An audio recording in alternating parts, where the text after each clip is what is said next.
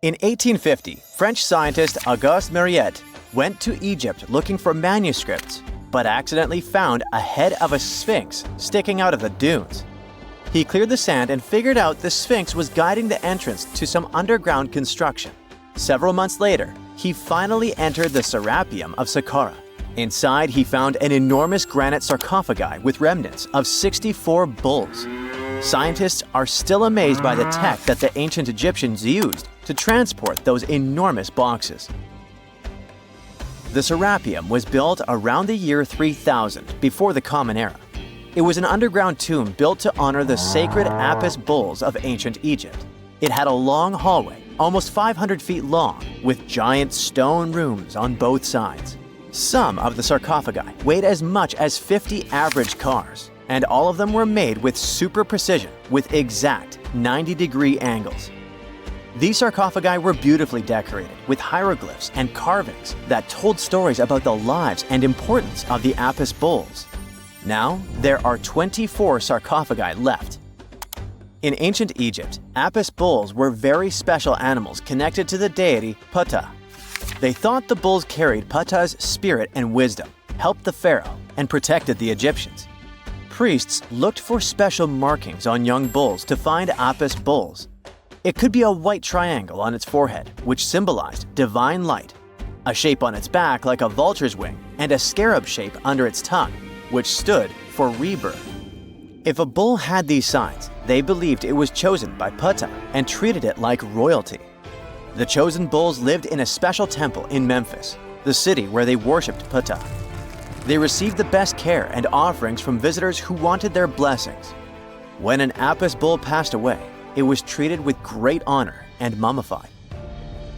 When Mariette entered the Serapeum, he noticed traces of rollers on the gallery's floor and found 2 wooden horizontal winches. Each had 8 levers. Later, other explorers saw double rails. The burial chambers were lower than the hallway floor. To get the boxes into place, workers filled the chambers with sand so the sarcophagi could be rolled in straight. Then they slowly removed the sand to gently lower the boxes into perfectly cut spaces in the bedrock. A carved stone sign found in the Serapeum said it took 28 days to move just one sarcophagus and its lid into its spot during the time of Ptolemy II. The extreme precision of the sarcophagi with 90-degree angles also has an explanation. Ancient Egyptians wrote texts, or rather, papyrus, on geometry a long time ago. It shows that they knew the approximate number pi and could calculate the volume of a pyramid with its top cut off. If they could figure out complicated math like that back then, it makes sense that they could also carve perfectly flat surfaces 500 years later. All this sounds pretty legit, but some people think certain things don't add up here. The size of boxes is way larger than the size of bulls, yet they buried pharaohs in tiny coffins that barely fit their bodies. The sarcophagi are made out of granite with crazy precision, and they could have just used limestone, which would have made things way easier.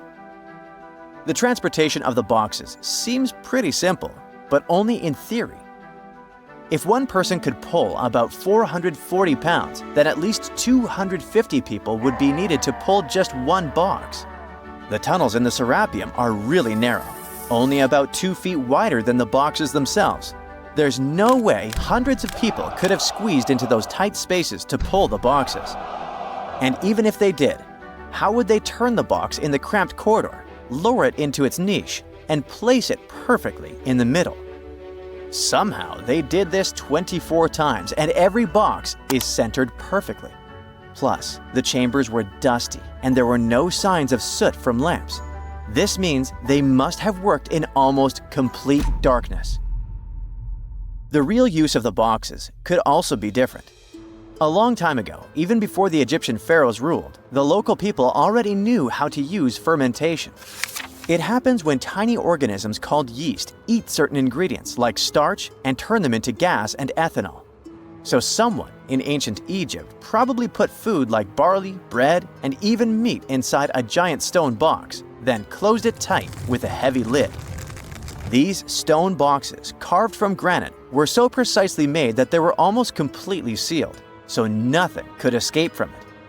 As the yeast inside the box started working, it created more and more CO2 gas. It built up pressure inside the box.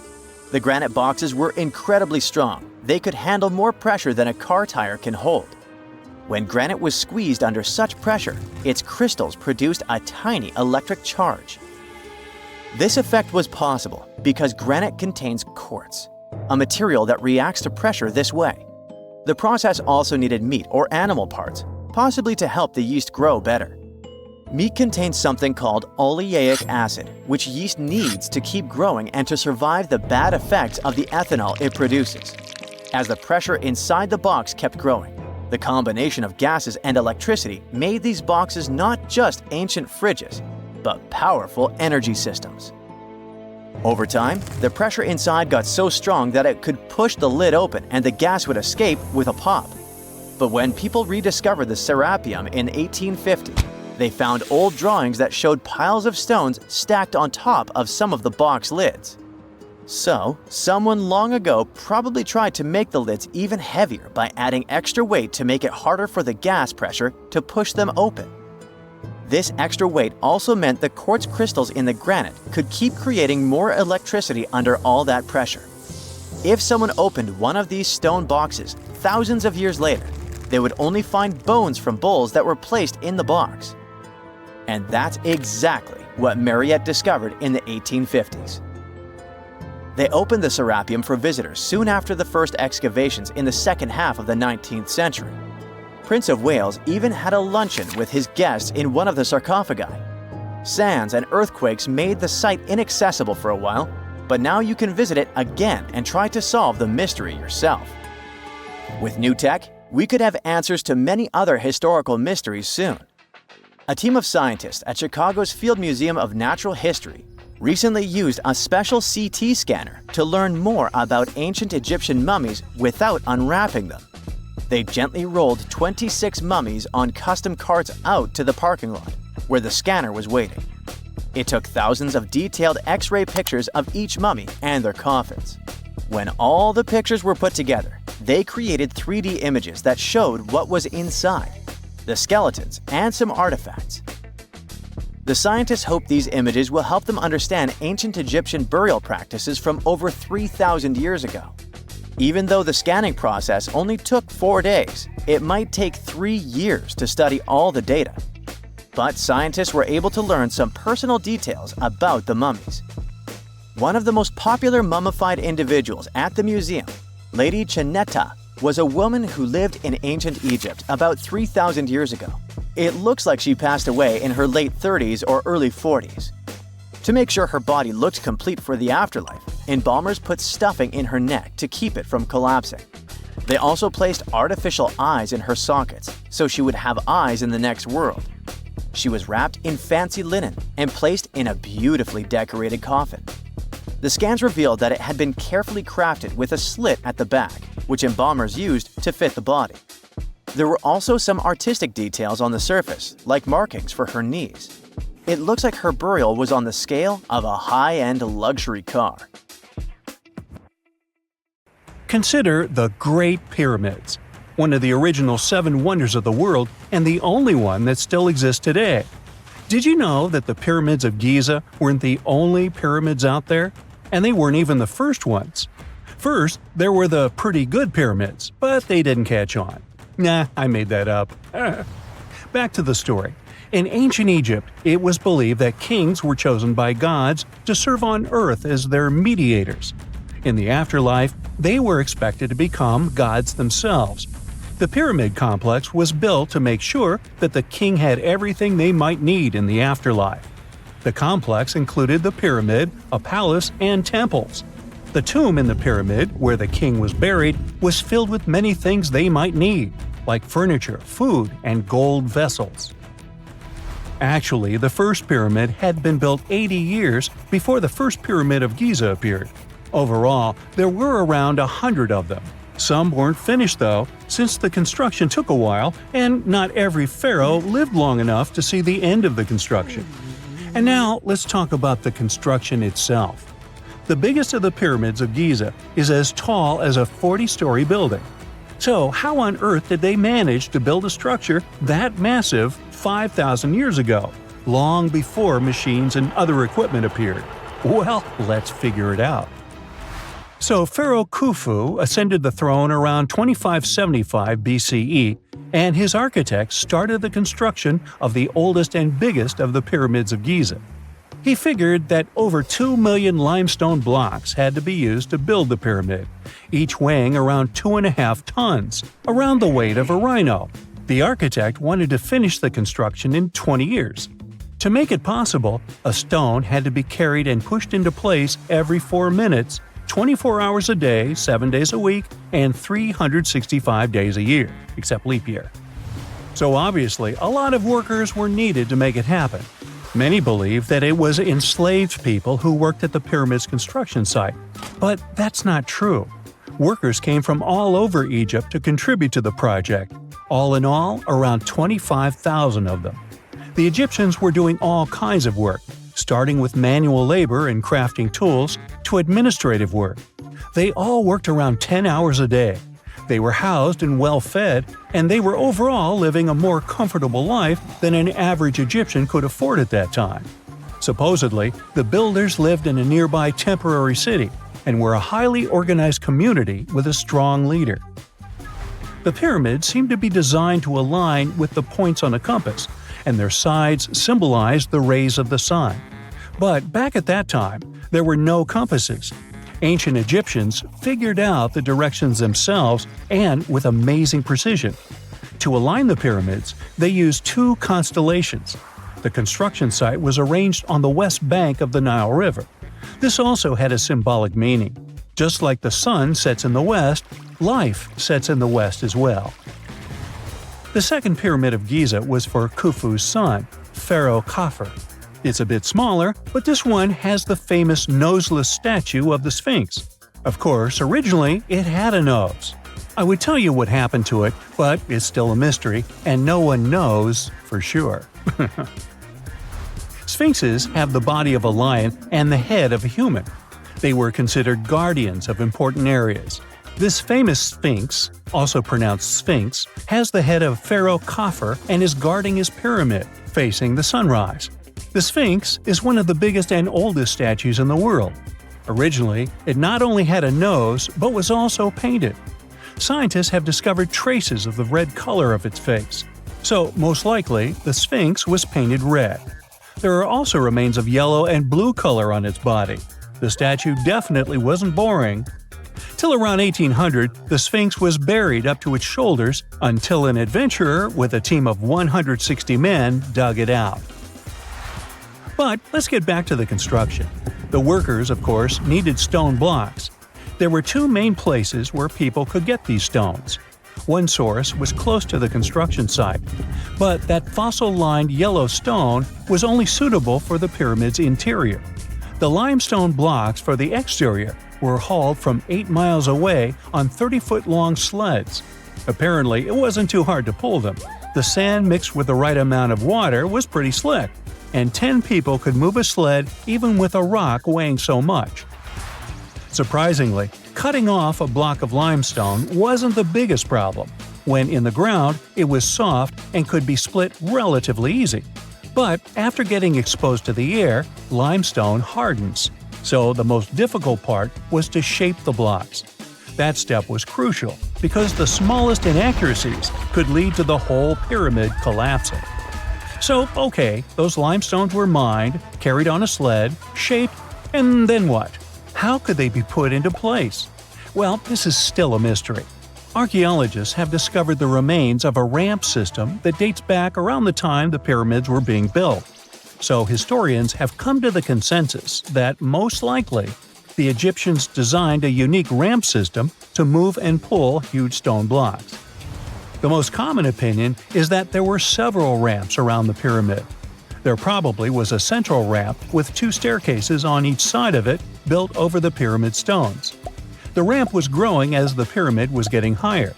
People might have been walking up the stairs, pulling up stones on wooden sleds. But this is just one of the options. Other experts say that the ramps were around the pyramid, and some say that the ramps were inside the pyramid. Maybe we will never know for sure, and it'll forever remain a mystery. The exterior limestone of the pyramid was polished with sand and stone until it gleamed. On top, there was a gold and silver capstone, which glimmered over Egypt like a second sun. So, that's how it was 5,000 years ago. Now, about the interior. Surprisingly, there's not much inside the pyramid. Most of it is just solid stone with very little open space. But let's take a quick look inside. From the entrance, there are two stairways, one going down and the other going up. They take us to the chambers. There are 3 of them inside. Now, why is that? Apparently, throughout the whole construction, a burial chamber had to be prepared at all times, just in case a pharaoh kicked the bucket before the construction ended. So, separate chambers were built one after another as the construction progressed. The last of them was the main one. It's called the King's Chamber. It's the one where Khufu was resting. It's the biggest room at the very heart of the pyramid, and there's a big passageway leading to it. It was likely used as a kind of elevator to move granite up to build the interior. Granite was also used to make 5 stories of support beams to ensure that the pyramid didn't collapse. And we can see that it worked since it's been standing for centuries. Unfortunately, none of these chambers have hieroglyphs on the walls. If you want to see the writings, you should go to the decorated tombs near the pyramids. Those pieces of art are depiction of ancient Egypt's culture and daily life. The texts allow researchers to study their language and grammar. The treasures that once were in the pyramids have been taken by people. There are also many secret tunnels and passages inside the pyramids. But even today, no one knows the whole plan of the interior. Scientists have been sending little robots with cameras inside for many years, but there's still a lot we don't know about the pyramids. Now they're trying to use an X-ray to scan the pyramids from the outside, without going inside. So yeah, ancient Egyptians did create a mystery no one has been able to crack for 5,000 years already.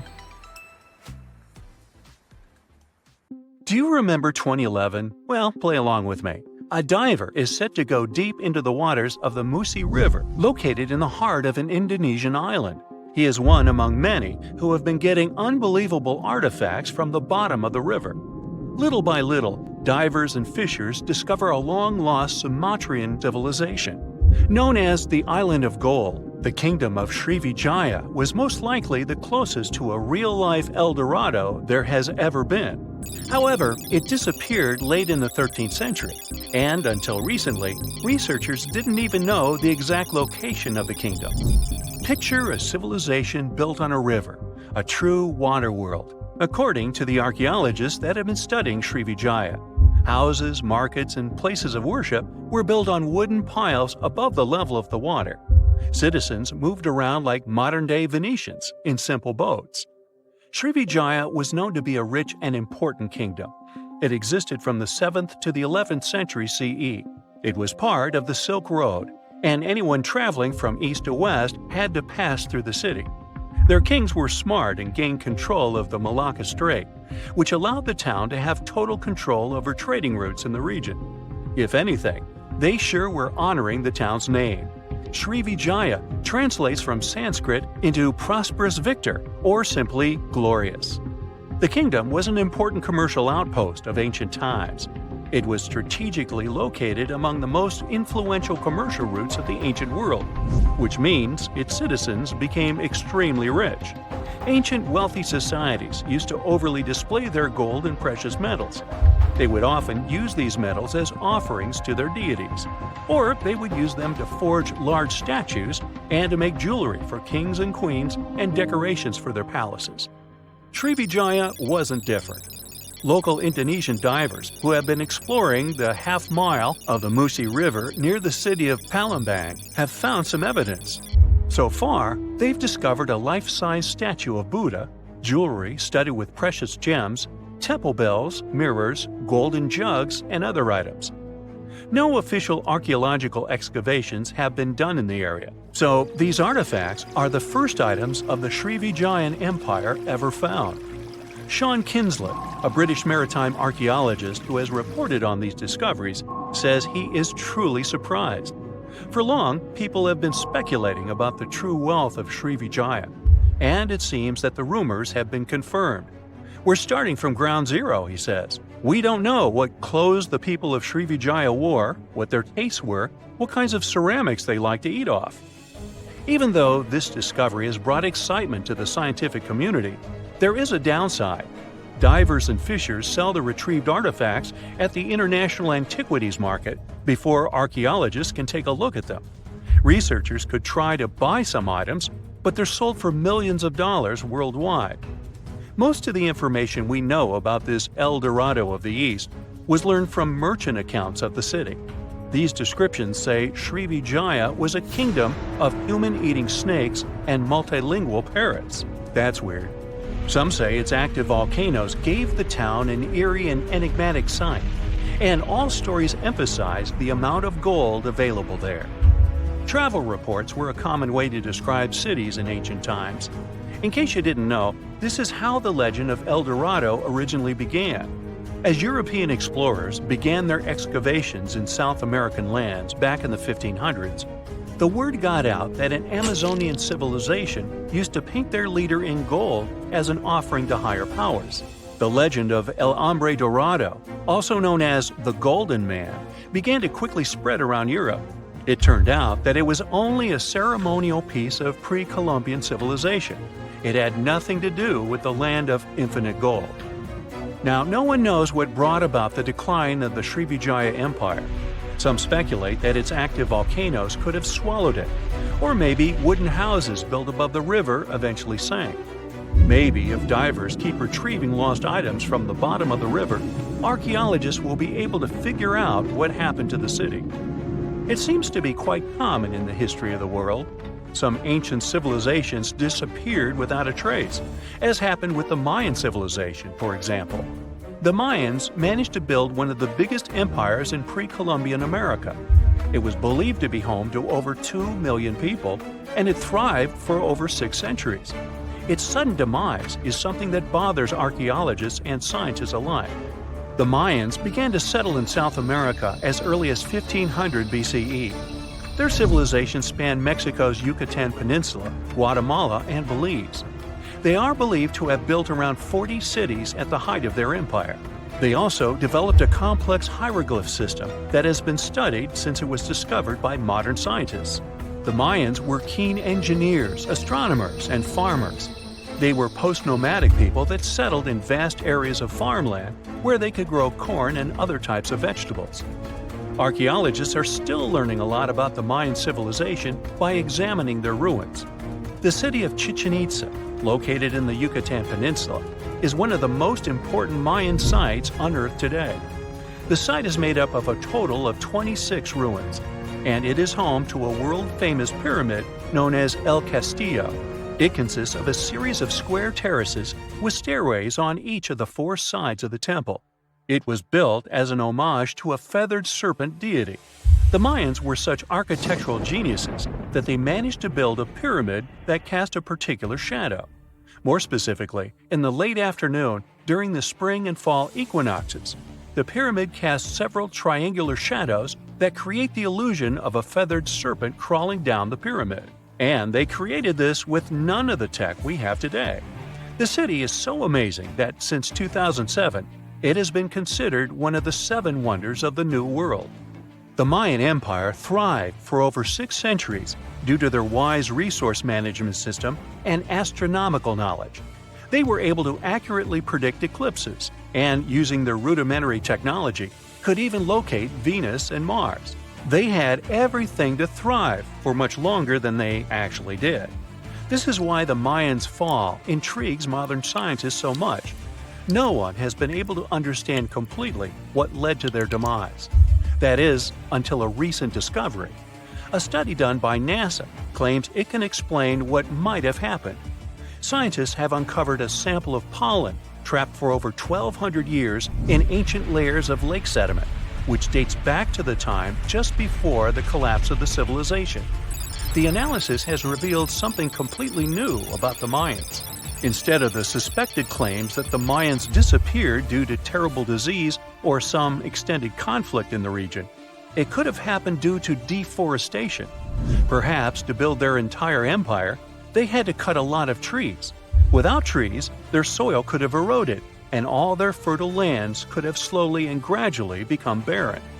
According to NASA scientists, the temperatures in the region could have risen by about 6 degrees, and from that point on, the land would have become even drier and crops more difficult to grow. Basically, NASA says that the Mayans couldn't do the sole thing that made them thrive, which was agriculture, and their kingdom began to decline. Oh yeah, and this theory was supported by yet another find. Archaeologists found skeletons from the time of the empire. Those had prominent signs of malnutrition. This theory might really shed new light on Mayan history. It could explain what brought down such a powerful civilization. So, what do you say? Which theory is true? Have we actually managed to find out the reason for the fall of the Mayan Empire? Secant, cosine, tangent, sine, 3.14159. Yeah, that was the cheer we heard coming from the trigonometry club back in the day. For the rest of us in math class, terms such as sine, tangent, and pi were just bewildering. Who invented these and why? Was their only purpose to make it harder for students? Well, not quite. Trigonometry was invented by the ancient Egyptians. They needed this knowledge to construct pyramids, and they did a pretty good job too. The Great Pyramid in Giza still stands today, some 4,500 years after it was built. No recalls either. So let's get out of that classroom and on a journey through time to reveal the secrets behind the ancient Egyptians' precision. Here you are, standing on the Great Pyramid's construction site, some 9 miles from Cairo. Well, the city still isn't there, as you're surrounded only by the desert and teams of construction workers. They're transporting large stone blocks weighing 2.5 tons each. They're inside a wooden sled that sits on large rollers. A crew of 8 men rolls these blocks along the ground. You immediately think of the rollers on a supermarket cash register. The principle is exactly the same, but the scale is greater, much greater. Scientists estimate that the Egyptians used 2.3 million such blocks in the Great Pyramid alone. And the block in front of you is one of the lighter ones. The heaviest of them weighed up to 15 tons. But where did all these blocks come from? Most of them originated from quarries around Giza. It's not that impressive, you think? But wait until you hear how ancient engineers transported the granite used in construction over 500 miles to the pyramid. There were no railways or highways back then, but the mighty Nile was always there. Researchers even believe that the Egyptians dug a canal to connect the Nile directly to the pyramid's construction site.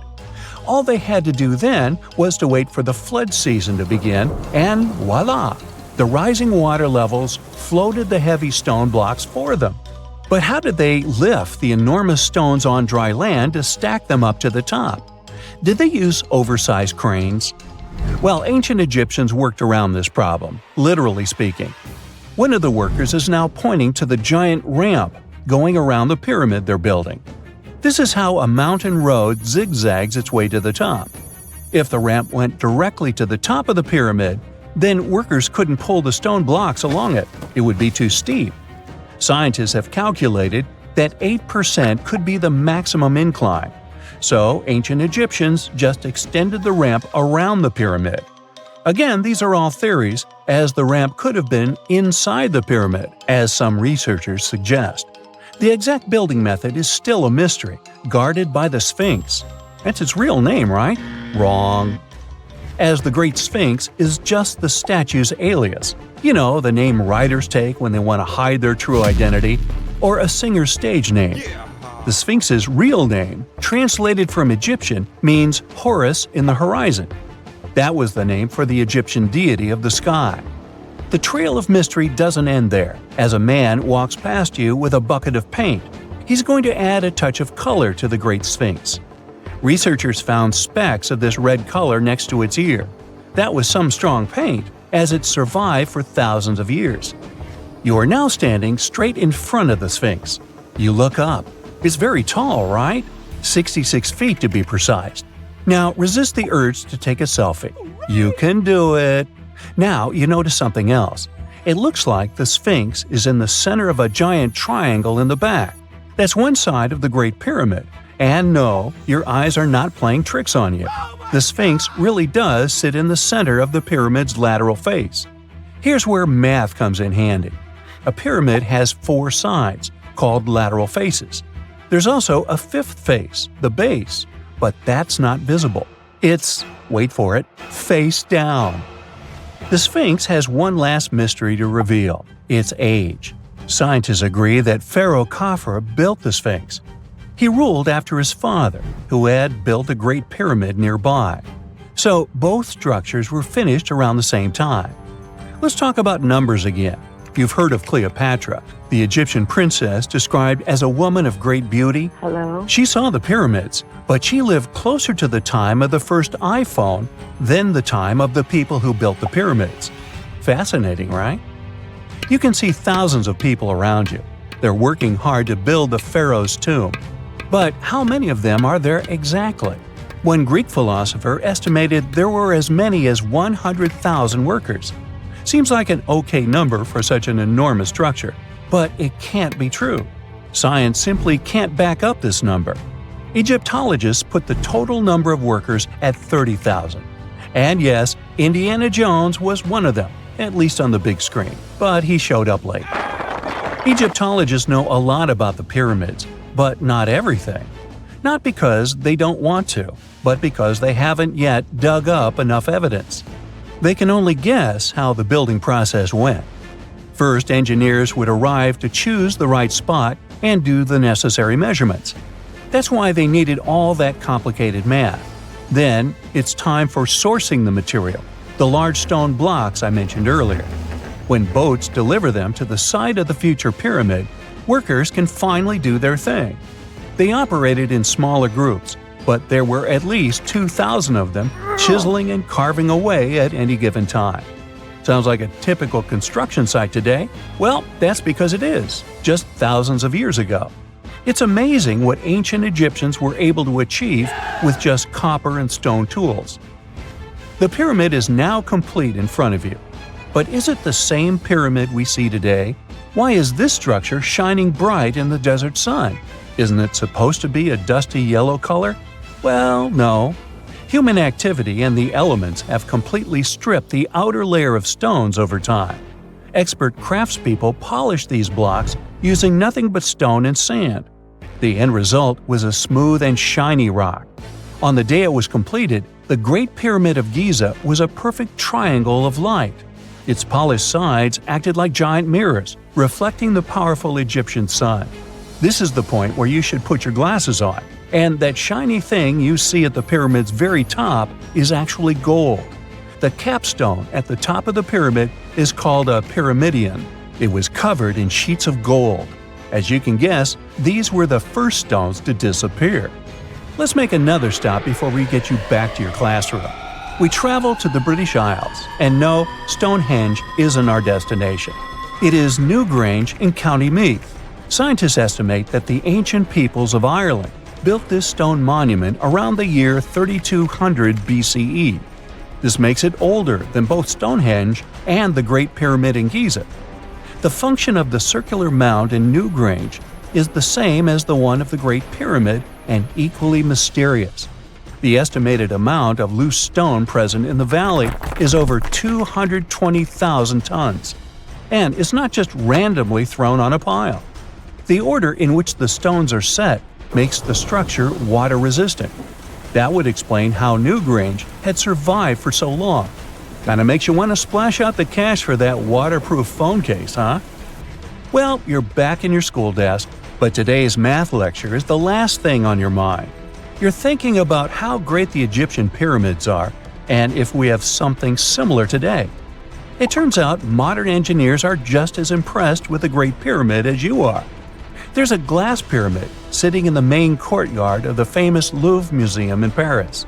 The panorama of San Francisco wouldn't be complete without the 48-story Trans-America Pyramid. But Las Vegas went the furthest. There we find the Luxor Hotel. It's so big that it's the third largest pyramid on the planet. And guess what's in front of it? Yup, a replica of the Sphinx. It's 110 feet tall, 2 stories higher than the one in Giza. Yeah, everything's bigger in Vegas. In 79 CE, the Vesuvius volcano erupted and burned down 2 beautiful cities of the Roman Empire, Pompeii and Herculaneum. Many of you have probably heard about this tragic story. However, few people know that in the middle of the 18th century, archaeologists discovered ancient scrolls from that time amongst the ruins of Herculaneum. For any scientist or historian, such a discovery is a treasure trove that offers insights into the thoughts and lives of people from over 2,000 years ago. However, the problem was that 1,800 scrolls were found in very poor condition, singed by the heat of the volcano, coated in ash and soot. They had become hardened black lumps. Brittle as coal, any careless movement could destroy them. Scientists were aware that invaluable knowledge from an ancient Roman library was concealed within, and endeavored to decipher the texts. One method was to cut the scrolls in half and scrape off the thin layers of solid dust and ashes. Then, the researchers created a special machine that could slowly unroll the scrolls. They managed to read a few words, but unfortunately, such methods damaged and even destroyed some of the artifacts. In those instances, archaeologists could only wait for advancements in technology that would allow them to unfold and read the scrolls. And finally, this day has arrived. Artificial intelligence has now enabled researchers to decipher texts written 2,000 years ago, even though the inscriptions on the scrolls were charred and nearly illegible. Initially, scientists scanned the scrolls and created high-resolution digital models. This process allowed specialists to identify the areas where ancient ink had altered the texture and shape of the papyrus fibers. In the regions where ink was applied, the papyrus was slightly thicker and contained a higher level of carbon, the key component of the ink. The researchers developed a machine learning model capable of detecting these subtle details within the papyrus. They uploaded thousands of 3D images of the scrolls to the internet, inviting people to collaborate with AI in decoding the text. During the early stages, the system occasionally made errors, making human assistance essential. To incentivize participation, scientists and investors from Silicon Valley offered $1 million to anyone who could successfully decode the texts. This initiative significantly accelerated the process, resulting in the deciphering of several passages from the ancient works. Fragments of the first transcripts are like a blog about how to enjoy life. The author of the scroll, Philodemus, was a follower of the Greek philosopher Epicurus, who considered pleasure and luxury the highest goal in his life. So, Philodemus thought so too. We do not right away believe things that are scarce to be absolutely more pleasant than those which are abundant. It feels as if it was written by some modern influencer talking about a detox program or a diet. It seems that people who lived 2,000 years ago were almost the same as modern ones. Philodemus was apparently a wealthy man, because he lived in a villa that may have belonged to Julius Caesar's father-in-law. In his works, the author criticized the Stoics, who couldn't say anything about pleasure at all. Philodemus was such an ardent fan of Epicureanism that one of the scientists compared him to a guy who collected albums from only one band and nothing else. Several hundred Herculaneum scrolls remain unread. Scientists believe that they may contain works by Aristotle, Homer, Sophocles, and the Stoics. Fortunately, with modern AI technologies, the decryption process will go on much faster. But how did historians and linguists decipher ancient texts in the past centuries? It was actually a very difficult mental job. Let's say you found an ancient slab in the 19th century somewhere in Greece. To understand what was written there, you'd have to compare it to several other deciphered plates with similar writings of that era or similar languages. Letter by letter, symbol by symbol, you'd be deciphering ancient writings for several months or even years to figure out, say, the recipe for ancient mashed potatoes. Fortunately, with the development of computer technology, those days are long gone. Now, all ancient scrolls can be scanned and uploaded to a database on a computer. You may not even have to decipher the text for a long time if the computer finds a match of characters in other ancient manuscripts. But even if you have a perfectly preserved piece of papyrus or an ancient book where all letters are visible, this doesn't mean that you and AI will be able to decipher it. One of the most famous encrypted texts is the Voynich manuscript. This work, which consists of 240 colorful pages, was acquired by Polish bookseller in 1912. He found that book intriguing because of astrological symbols, unknown plants, and unusual human figures drawn on its pages. And all this was accompanied by handwritten texts. The author had beautiful, clear handwriting, but the language of the book is still unknown. Someone wrote this art book around the beginning of the 15th century and divided it into 6 sections devoted to botany, astronomy, biology, cooking, medicine, and cosmology. Many scientists and linguists have tried to decipher the mysterious drawings with inscriptions, but no one has gotten reliable results. Even AI couldn't help this difficult task.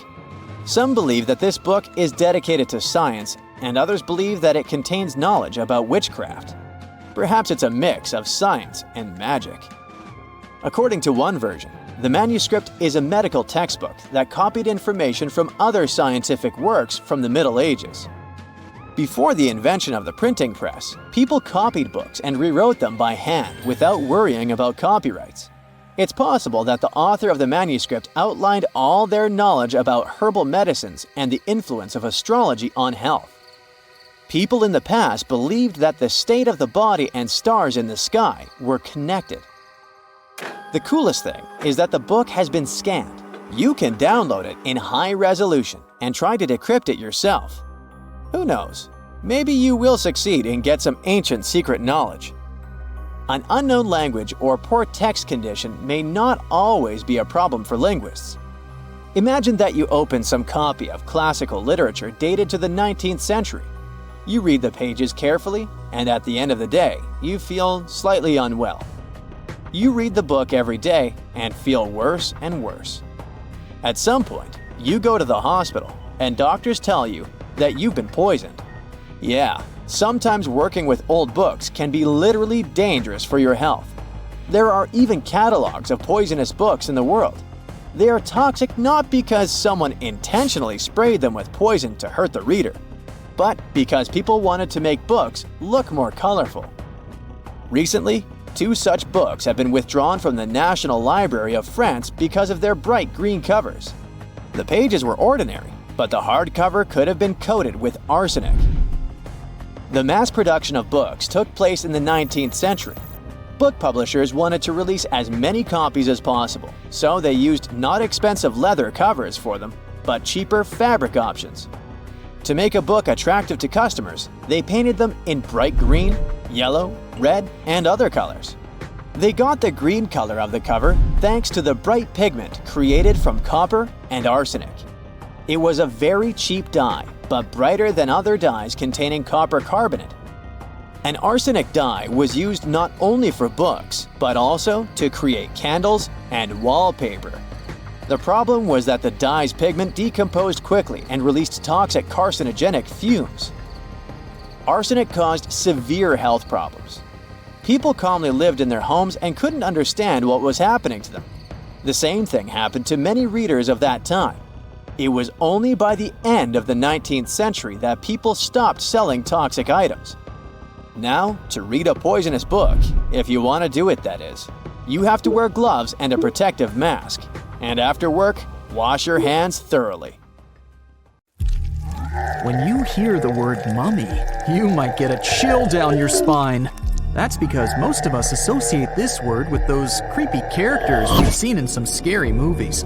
But in reality, mummies have helped us understand a lot about ancient civilizations, their rulers, and about how people used to deal with losing their loved ones. The people most famous worldwide for their mummies are the ancient Egyptians. They believed that some sort of existence after passing away was possible, if certain conditions were met. That's why they insisted on preserving the human body through the process of mummification and placing the mummy in a furnished tomb, kind of like giving it a fully functioning apartment of its own. Why did they believe in this? Well, because they were deeply connected to their natural environment for the most part. They saw the natural cycles around them, like how the sun rose every day, followed by the moon, or how new life was always sprouting from plants, even after they had wilted away. They also believed that the powerful spirit Osiris, who represented the cycle of passing away and resurrection, played a role in this process. To prepare for the afterlife, the ancient Egyptians followed certain rituals, like mummification, which involved using materials like honey, resins, and incense to preserve the body. There's no other mummy more popular than that of King Tut. He was a young pharaoh who ruled over 3,000 years ago in Egypt. The problem with discovering ancient royal tombs is that most of such burial sites were previously robbed. People knew ancient rulers had been left with many valuable belongings, so those locations became vulnerable to thieves. When King Tut's tomb was opened in 1922, people were excited because it had not been robbed, like many other previously discovered royal tombs. That's how well hidden it was. Inside, his mummy was encapsulated in a total of 3 coffins, including one made of gold. The objects found in his tomb showed us what ancient Egypt was like, and studying his mummy also helped us learn about the culture and practices popular at the time when he passed away. We also learned about his family by looking at his DNA. Scientists were able to discover that he had had a disease called malaria and a problem with his foot that might have made it hard for him to walk. Ramses II was another pharaoh in Egypt who ruled for 68 years, which was quite a lot back in the day. He was known for his expansion campaigns and building projects.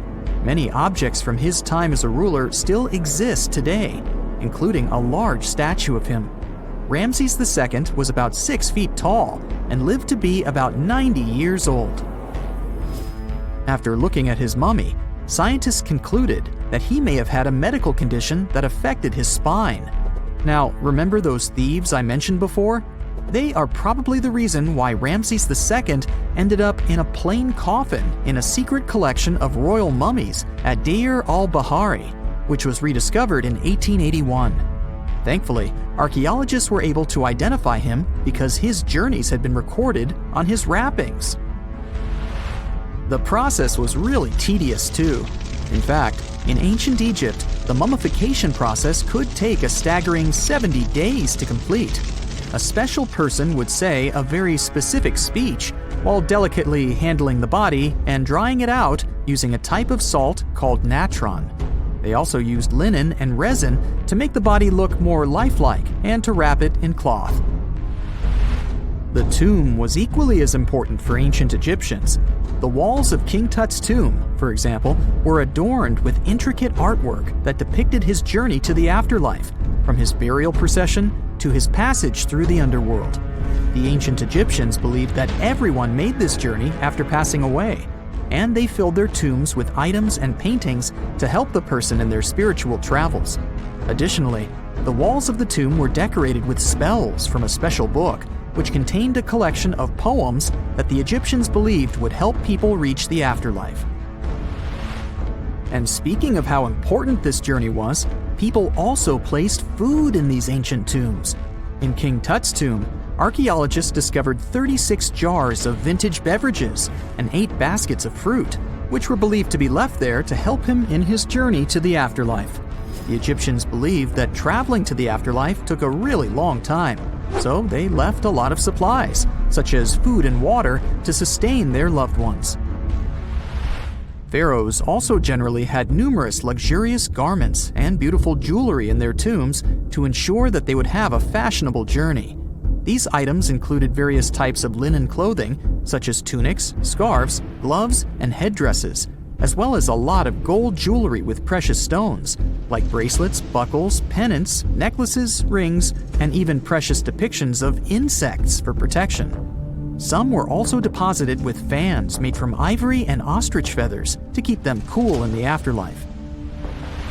Some ancient rulers were even placed in their forever apartments along with boats. For example, Pharaoh Khufu built the Great Pyramid at Giza as his tomb, and a large ship was found inside. King Tut, however, was buried with multiple boat paddles, but no actual boat. Instead, he had 3 chariots and numerous walking sticks made of precious materials, perhaps indicating he'd rather travel to the beyond by land, not by water. Amongst the most interesting objects found near ancient mummies are bottles of oils and perfumes. If rulers were supposed to be fashionable, why not smell nice too, right? Also, some of them had some ancient kinds of board games, most of them made out of precious materials like gold or ivory. One of those games was called Senet. It was very popular amongst the ancient Egyptians and very similar to modern-day chess. The ancient Egyptians may have the most famous mummies out there, but they weren't the first to invent the procedure. In fact, it all started in South America with an ancient civilization named the Chinchorro. As far as we know today, these people were the first to mummify their loved ones that had passed away. They did it somewhere around 2,000 years before the Egyptians started their own rituals. Sure, we can tell a lot about ancient rulers by studying these mummies, but until recently, we had no idea what they really looked like during their lifetime. Not so long ago, though, some very special mummy paintings were found by archaeologists studying ancient Egyptian objects. These mummy portraits are highly detailed paintings of individuals that were made while they were still alive. Such paintings were often painted on wood, as opposed to the classical portraits we all know about, which are painted on canvas. They are known for their realism and beauty, and have even been used by researchers to diagnose diseases by comparing them to the corresponding mummies. Some of these portraits also include depictions of jewelry, which was later found on the mummies. The recent discovery of these mummy portraits in Central Egypt is significant, as it marks the first time in over a century that such paintings have been found. Mummies appeared all around the world naturally, too. Mummification can occur without people intervening because of natural conditions, like extremely cold or hot environments, places with a lack of oxygen, or accidental exposure to chemicals that preserve the body. These conditions don't allow bacteria to grow, resulting in the body remaining more or less intact. Famous Otzi was one of these mummies. We know today he was a man who lived around 5,000 years ago in Europe. But upon his discovery in the Alps in 1991, Austrian authorities initially believed that he was a modern mountaineer because of how well preserved the body was. However, after the Iceman was removed from the glacier, it was determined that he was actually from the Copper Age. Whoa, there could have been more human species throughout history than we used to think. In one place in East China, Hualongdong, scientists found the remains of a human who lived around 300,000 years ago. They found a jawbone and parts of the skull. They carefully studied these bones to compare them with the bones of other ancient and modern humans. The remains themselves weren't that unusual. We know our human family is really diverse and has been around for millions of years. You know our ancient relative called Australopithecus, right? These fellas lived in different parts of Africa, and they were known for walking on 2 legs, just like modern humans. But their brains and some other parts of their bodies made them more similar to apes. Their teeth are a good example of how they were like a mix of apes and modern humans. Their canine teeth were smaller than those of apes, but their back teeth were still larger than ours. There were different types of them. You can recognize some Paranthropus because of their big jaws and teeth. One of the most famous fossils of Australopithecus is Lucy, a lady that's about 3.2 million years old. She was found in Ethiopia. So, we know that our family got pretty big from that point. or probably even before it. But it's always great to welcome some new members, which seemed to be the case with this new discovery. Some parts of these bones look similar to the bones of ancient humans, while other parts look more like the bones modern humans have. For example, the person whose bones they found didn't have a real chin. That means we can't put it in any of the groups we know of, like Neanderthals, or maybe even Homo sapiens. So, might we be missing a branch from the human family tree, or an important step in our evolution? What we're looking at here could be some mix between the creatures that became modern humans like us, and the ones that turned into what we today know as Denisovans. It takes time to figure it all out, though.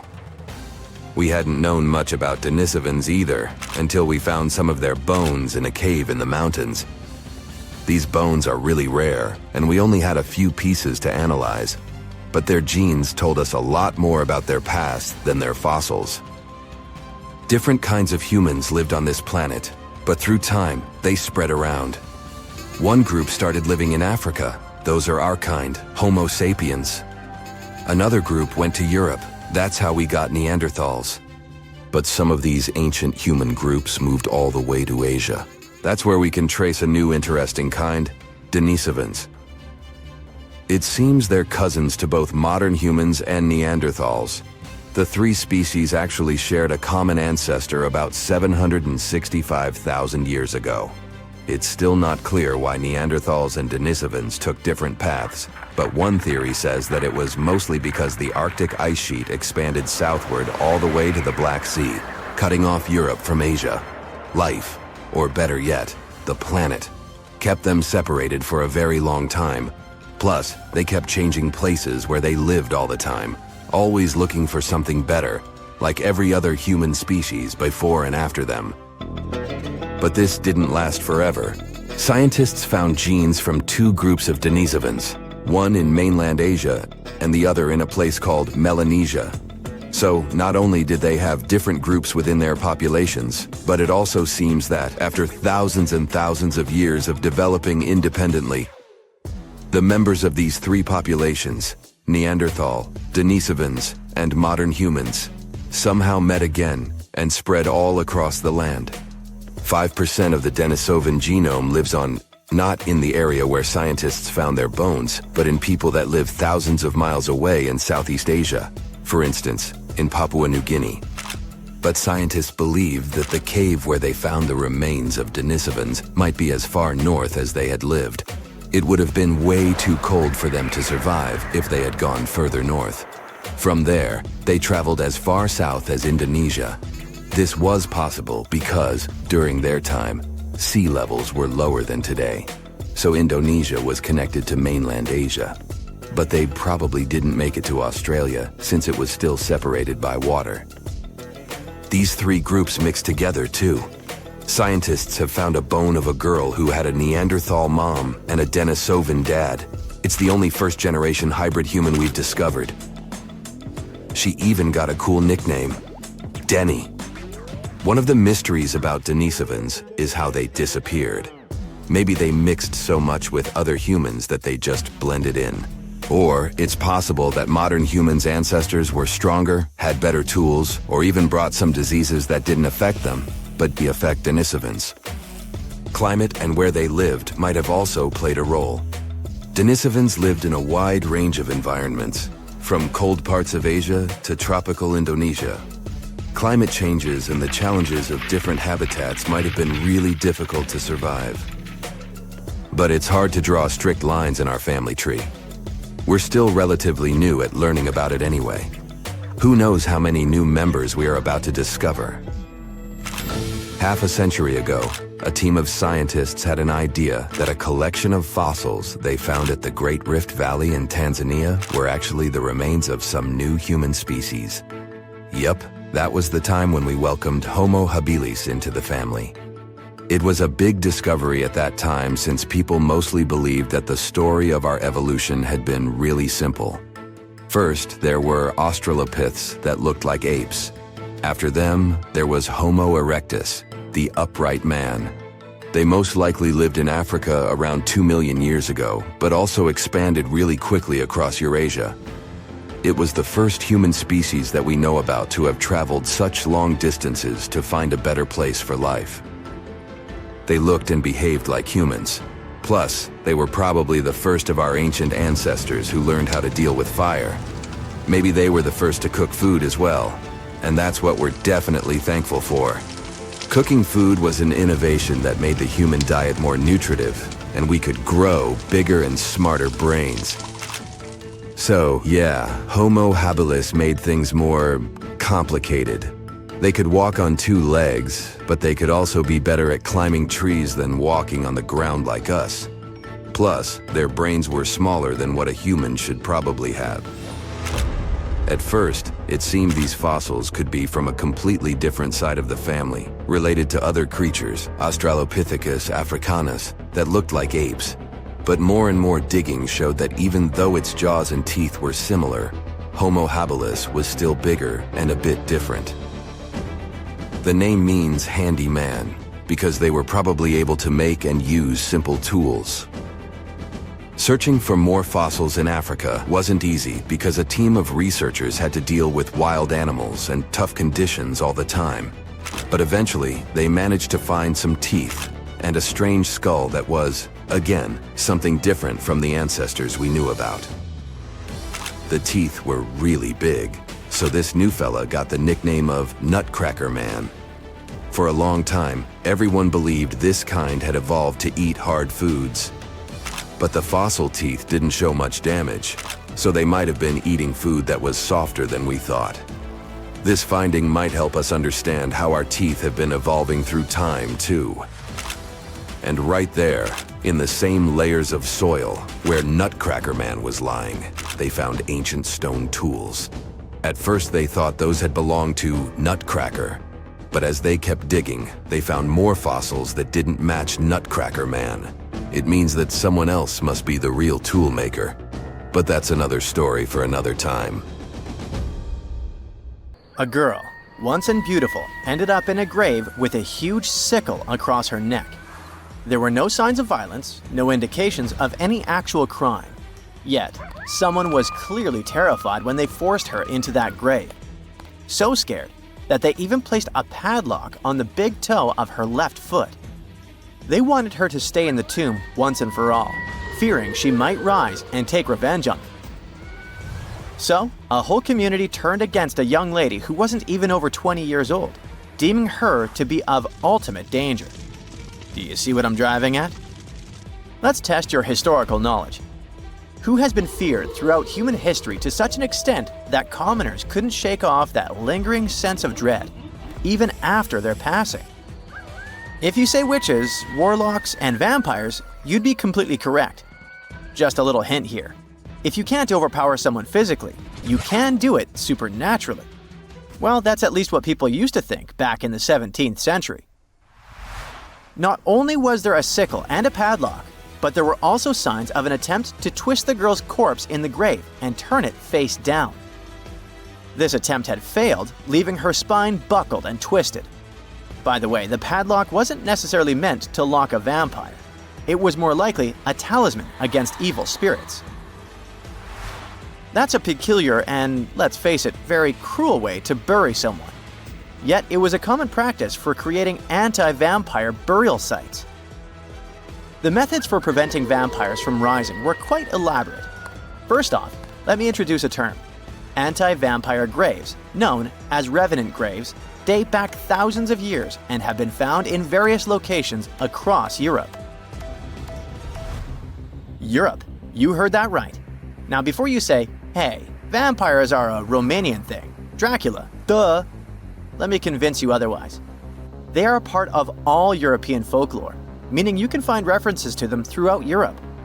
With new settlements in America, vampire lore spread there too, eventually turning into the Twilight Saga. These anti-vampire burials are characterized by evidence of precautions taken to prevent those who bit the dust from rising. Such measures could include placing large stones on the deceased's legs or even piercing the body with a lance to fix it to the ground. To be completely safe, they could also consider removing the head from the torso. So, burying the body face down, cutting off the head, and pressing the body with a stone were the methods used to keep someone believed to be a demonic being from leaving the grave. Let's return to the poor lady, or rather, the girl. A couple of archaeologists, Dariusz Poliński and his partner, Magna Durodzka, who happened to be partners in both crime and life, stumbled upon her grave. Strangely, all of her 206 bones remained untouched. Yet no gravestone, no name, nothing. Just a lonely grave on a hill in northern Poland. Poliński, a professor of archaeology, and Zagrodzka began piecing together the story of the woman they eventually named Zosia. Carbon dating suggested she had been about 18 years old and had passed away about 350 years ago during a chaotic time in Poland's history.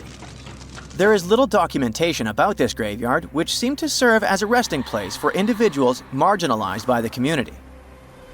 Was Zosia a poor girl who had been marginalized because life forced her into the worst situation a lady could face? Not really. As the archaeologists delved deeper, they stumbled upon some hints that indicated she might have hailed from a rich family. Her burial featured a stylish bonnet, and the delicate silk along with shiny silver and gold threads found with it suggested that it was part of an elegant headdress. This all pointed to the idea that she had some serious status or wealth. But the way she was buried indicated her outsider status in the village of Pien. Perhaps her presence there was unwanted, hence the idea of her being a vampire, backed up by the manner in which she was forced into the grave and held there.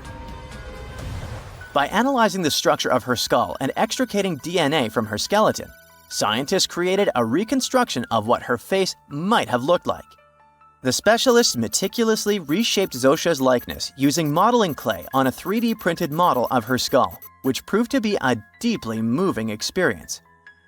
They remarked that while they often worked on face reconstructions, in this case, they also sought to restore her dignity. Utilizing these three methods, the team reconstructed Zosia's 400-year-old face, revealing the human story buried beneath supernatural beliefs. It's ironic, isn't it?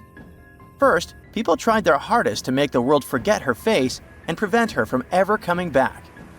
400 years later, people did everything they could to bring her back to life. Her picture now is all over the internet, yet we will never see the faces of those who buried her. Alas, this reconstruction project only allows viewers to visually connect with Zosia, but her true story remains a mystery. But what we know for sure is that people who were deemed vampires were badly discriminated against, to say the least. Rumor had it that hungry vampires would even steal people to quench their thirst. Let's use math to prove this rumor wrong and prove that Zosia wasn't one of them. Back in the year 1600, there were only 537 million people worldwide. Yeah, this data may not be very accurate, but it's pretty close to reality. A physicist, Kostas Eftimiou, calculated that if a vampire had been drinking one person's blood each month, humanity would have faced extinction within a few years.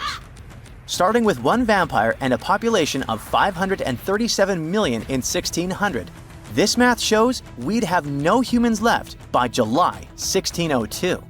But here we are now.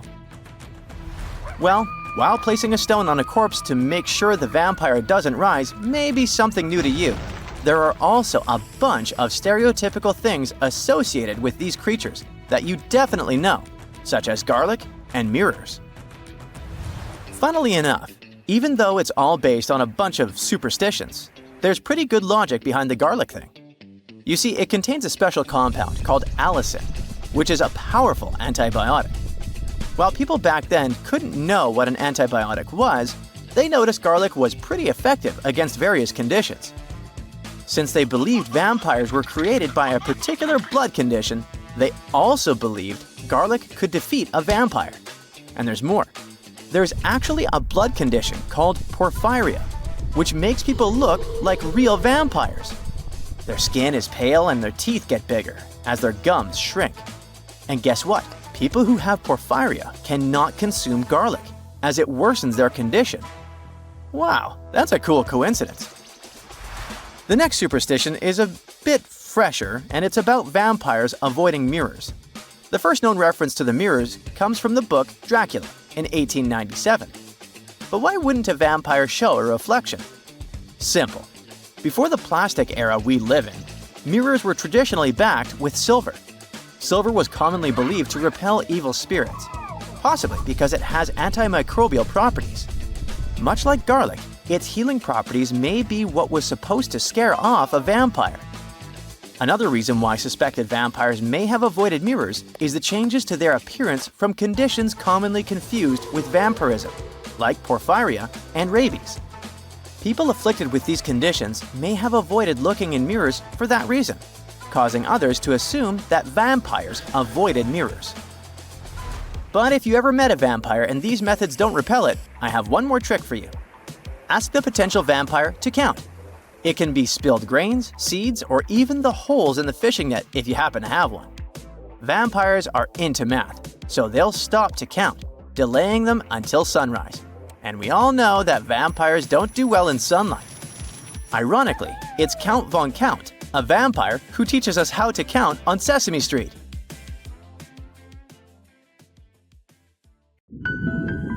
Now imagine a creature with a body that is reminiscent of a cuttlefish, with eyes sticking out from stalks like a funky headband, fins on its tail, and a long skinny nose ending in a mouth full of teeth.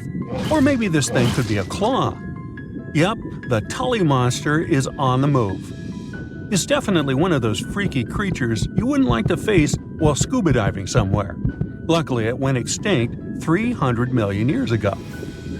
This unusual marine beast was discovered in the 1950s in Illinois, and scientists couldn't even agree what it really was. Some thought it was a vertebrate, which means a group of creatures with a spine, like us humans. But a team of researchers in Japan studied many fossils of the Tully monster, using advanced laser scanning technology to check them in detail in 3 dimensions. There's still a lot they don't know about the Tully monster, but they managed to realize it didn't have any spine at all. Now the next step was to see what type of invertebrate it was. Could it be vertebrate-like, such as a land sled? Or are we talking about something closer to snails and worms? They also discovered the creature had segmentation in the head area that extended from its body, and that's not something bony creatures have.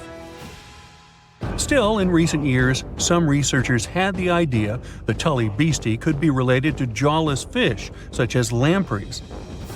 These fellows belong to the most ancient group of vertebrates, and are not pleasant to see either. In the case of lampreys, we're not talking about extinct animals. They're still out there somewhere, wandering the ocean and scaring other animals, or you, if you see it in the northern and western parts of the Atlantic Ocean where they live. And they've been here really long, even before the dinosaurs. A long time ago, long before humans or I even existed, there were eurypterids, weird creatures from a group we call arthropods, which includes spiders, insects, and crabs. But eurypterids were unlike anything you've ever seen before. They had a body shape similar to horseshoe crabs, with many segments that made up their body. Instead of legs, they had special appendages at the front that acted like oars. Some even call them giant scorpions, but most eurypterids were actually quite small, except for this special one, which was truly enormous. It could grow to a staggering length of about 8 feet. Wow! The next time you see a crab scuttling along the beach or a spider swimming its web, remember, we're lucky we only got mild versions of their ancient relatives, which, by the way, disappeared hundreds of millions of years ago. Whew. Now, some eurypterids were pretty fierce and fast predators. They would swiftly swim after their prey, chasing them down in the water. Others were more like scavengers, living on the bottom and feeding on whatever they could find along the way. They had a taste for the leftovers, like some sort of cleanup crew of the ancient oceans. Eurypterids love to spend their time in brackish water environments. It's water with more salinity than fresh water, but still less than seawater. Now imagine you're just floating around and all of a sudden you see this guy. No, it's not some weird tiny spaceship, and you won't see it floating in space, even though that's where it would perfectly fit in. as some weird creature from another planet you'd see in sci-fi movies. You'd actually see it floating in the sea because we're talking about a really small animal with enormous eyes called Dilophosaurus. Each of its eye bulbs was about a quarter of its whole body length. That's what gives it that space look, like it might live on one of the oceans under the surface where we look for life, like Europa, one of Jupiter's moons, or Titan, Saturn's biggest moon. I could easily imagine creatures like Dilophosaurus giving us a warm welcome once we get to Mars, too. Dilophosaurus had great vision. It would keep a keen eye out for any movement in its surroundings. Once it noticed something, it would swiftly launch its spiky appendages forward. At first, these things looked like tools for fixing stuff, but Dilophosaurus actually used them to capture smaller arthropods. The unusual thing is that even though it had such great eyesight, Dilophosaurus still spent most of its time catching prey in brighter waters near the surface. And yet, scientists found its fossils in the rock layers that are more often associated with darker environments, where animals such as deep-sea crinoids and vampire squids reside today. It's confusing. But one of the explanations for this says it's possible these deep-sea creatures actually lived in shallower waters in the past and later ended up in the depths as the geography of our planet changed over time. No one knew what Dilophosaurus really was. It could belong to a group of arthropods, and it seems to me that's where most of the world's weirdest creatures are. Some believe it could be related to mantis shrimp, while others compare it to blind, worm-like crustaceans that live in dark underwater caves. And check out this enormous worm lurking beneath the sandy ocean floor, patiently waiting for its next meal to swim by. These ancient creatures were like stealthy predators, perfectly camouflaged in their sandy lairs. And now, 20 million years later, scientists have found the remains of their hidden hideaways. The burrow they discovered, shaped like the letter L, was found preserved in ancient sediment on the seafloor of Taiwan. It was around 7 feet long and only an inch wide. That's where the ancestors of modern bobbit worms live. Bobbit worms have been around for a long time. They can grow to be a few inches to a whopping 10 feet long. A pretty weird creature dominated the skies at the end of the dinosaur age in North America. We know it as Quetzalcoatlus, and it soared above famous dinosaurs like Tyrannosaurus and Triceratops, showing them who the ultimate ruler of the skies was. Quetzalcoatlus belonged to a group of flying reptiles called pterosaurs. They were some of the biggest flying animals ever known to exist. When you think of Quetzalcoatlus, imagine an animal as tall as a giraffe. These incredible creatures had long necks, small bodies, long legs, and wings that were relatively short compared to their size. The biggest of its kind was really massive and held the title of being the largest flying creature of all time.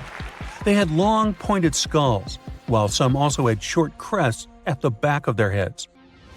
And for a long time, researchers were confused about how these giant pterosaurs hunted for food.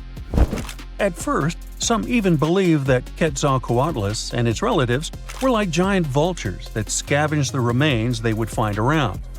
They drew such a conclusion because Quetzalcoatlus fossils were found inland, away from the coast where other big pterosaurs were found, such as the crested pteranodon.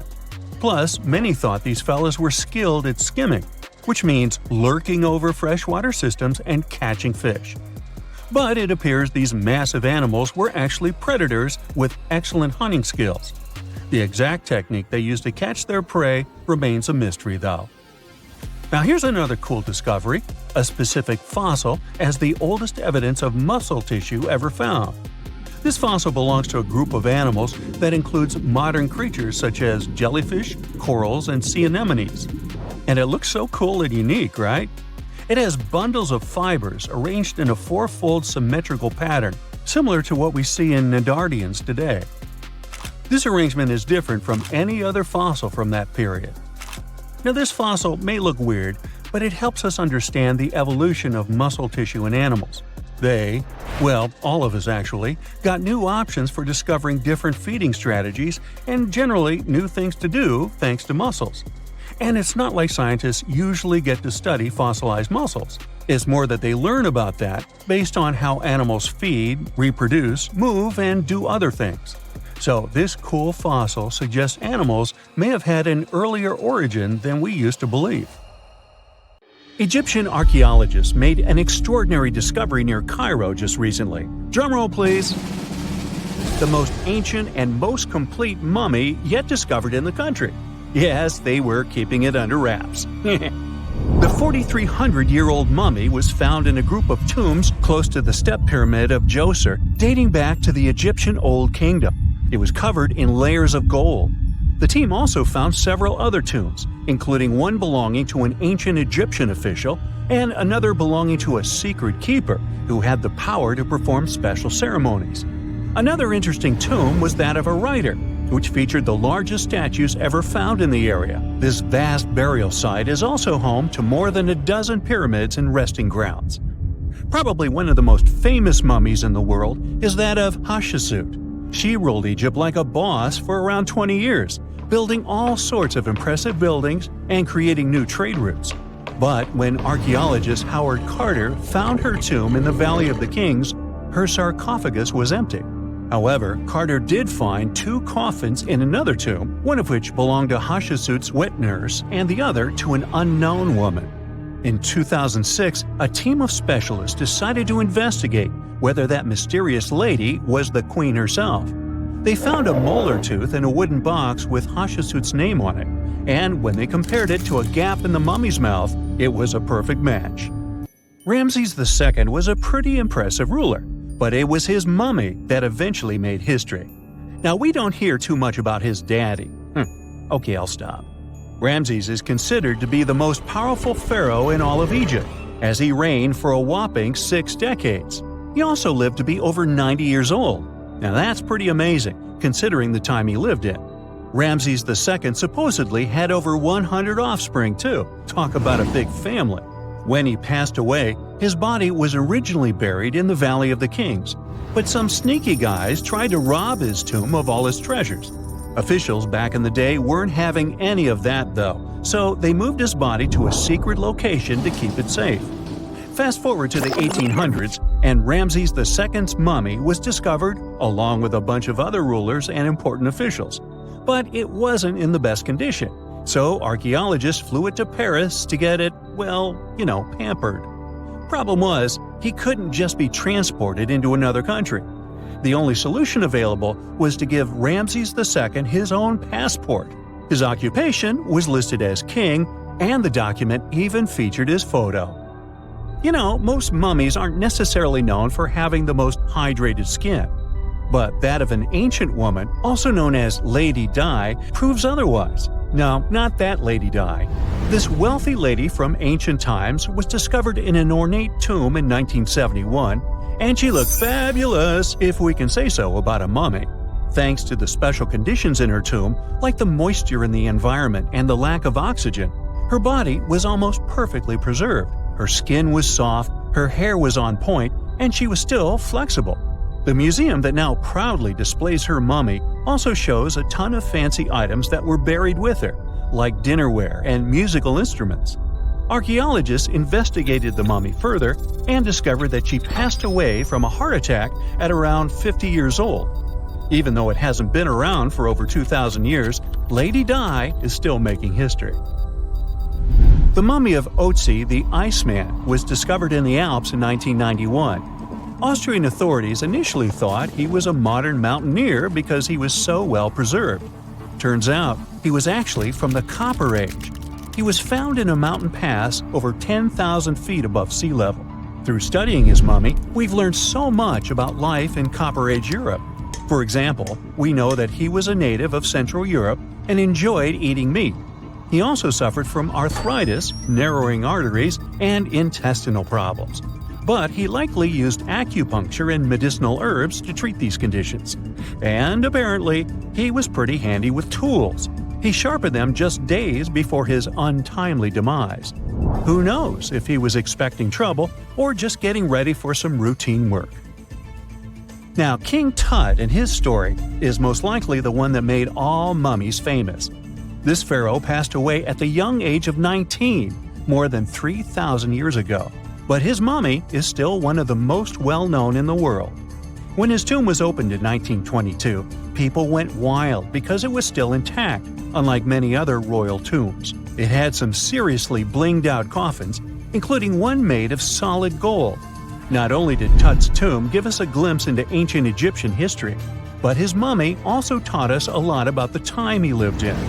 DNA analysis helped identify his parents and revealed that the pharaoh had a rare bone disorder that might have made walking a bit tough. Now, Ginger is most likely one of the coolest mummies you'll ever hear about.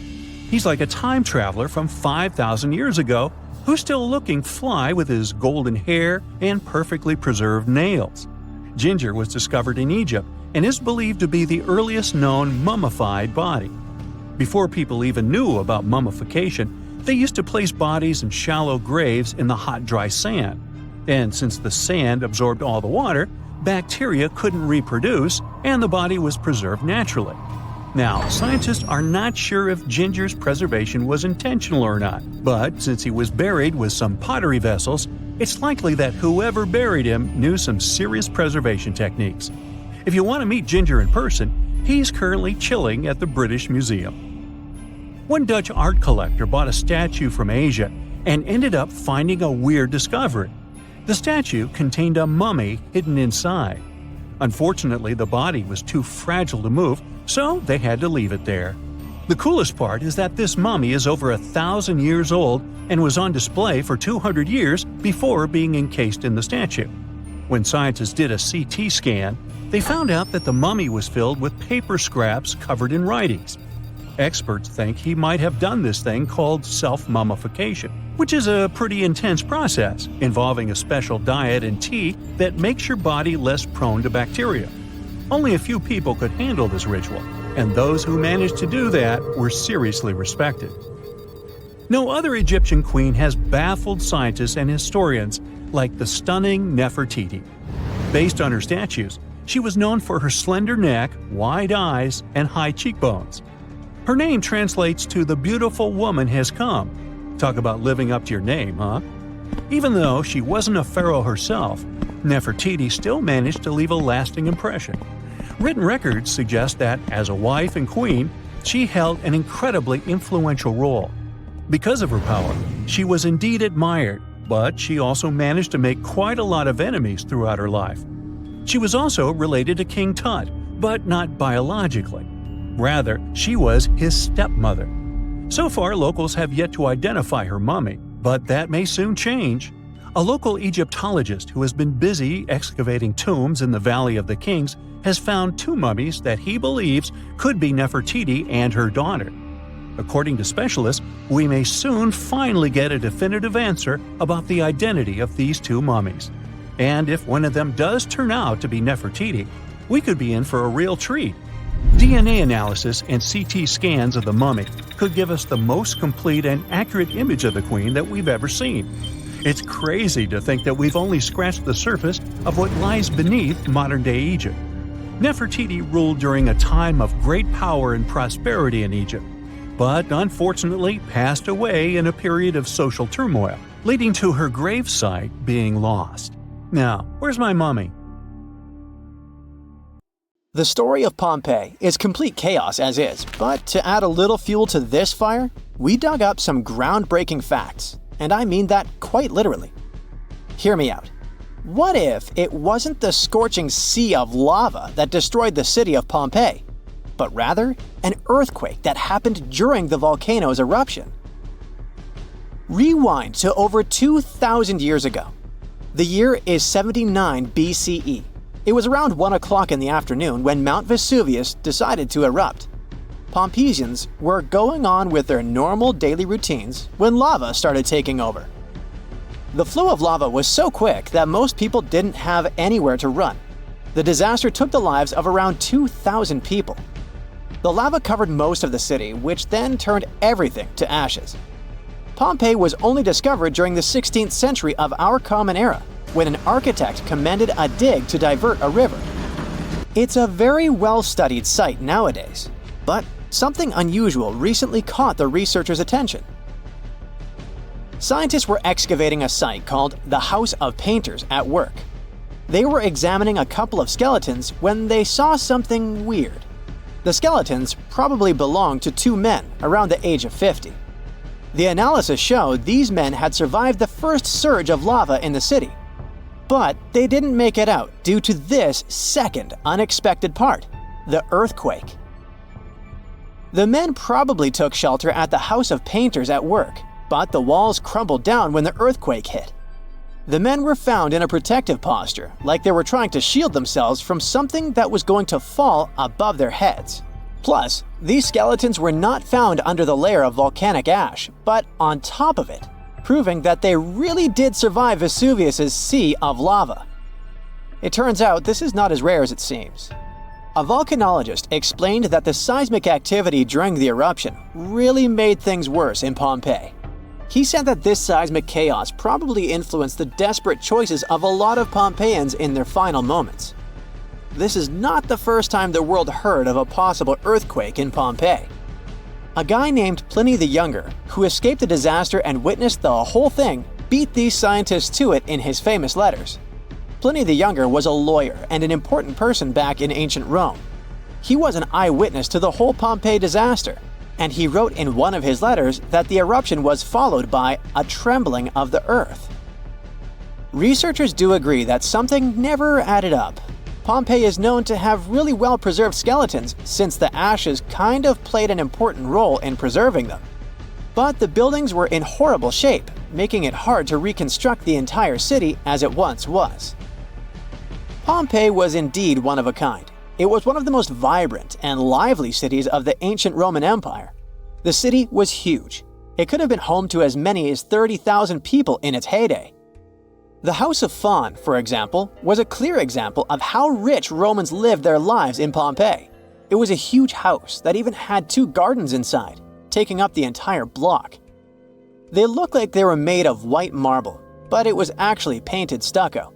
It was clear to researchers that only aristocrats lived there. Then there was this famous forum. This is where most of the administrative part of the city life happened. It was made up of a lot of different buildings, like the Basilica, a hotspot for political and civil meetings, the Macellum, which was a market, and several temples. If we were visiting this back in the day, we'd see a bunch of men dressed in tunics.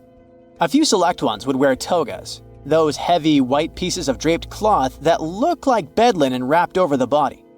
Togas were mainly used on special occasions since they were costly, hard to wash, and considered a traditional costume. Representatives running for office would use it during their campaign run so that commoners would identify them as candidates.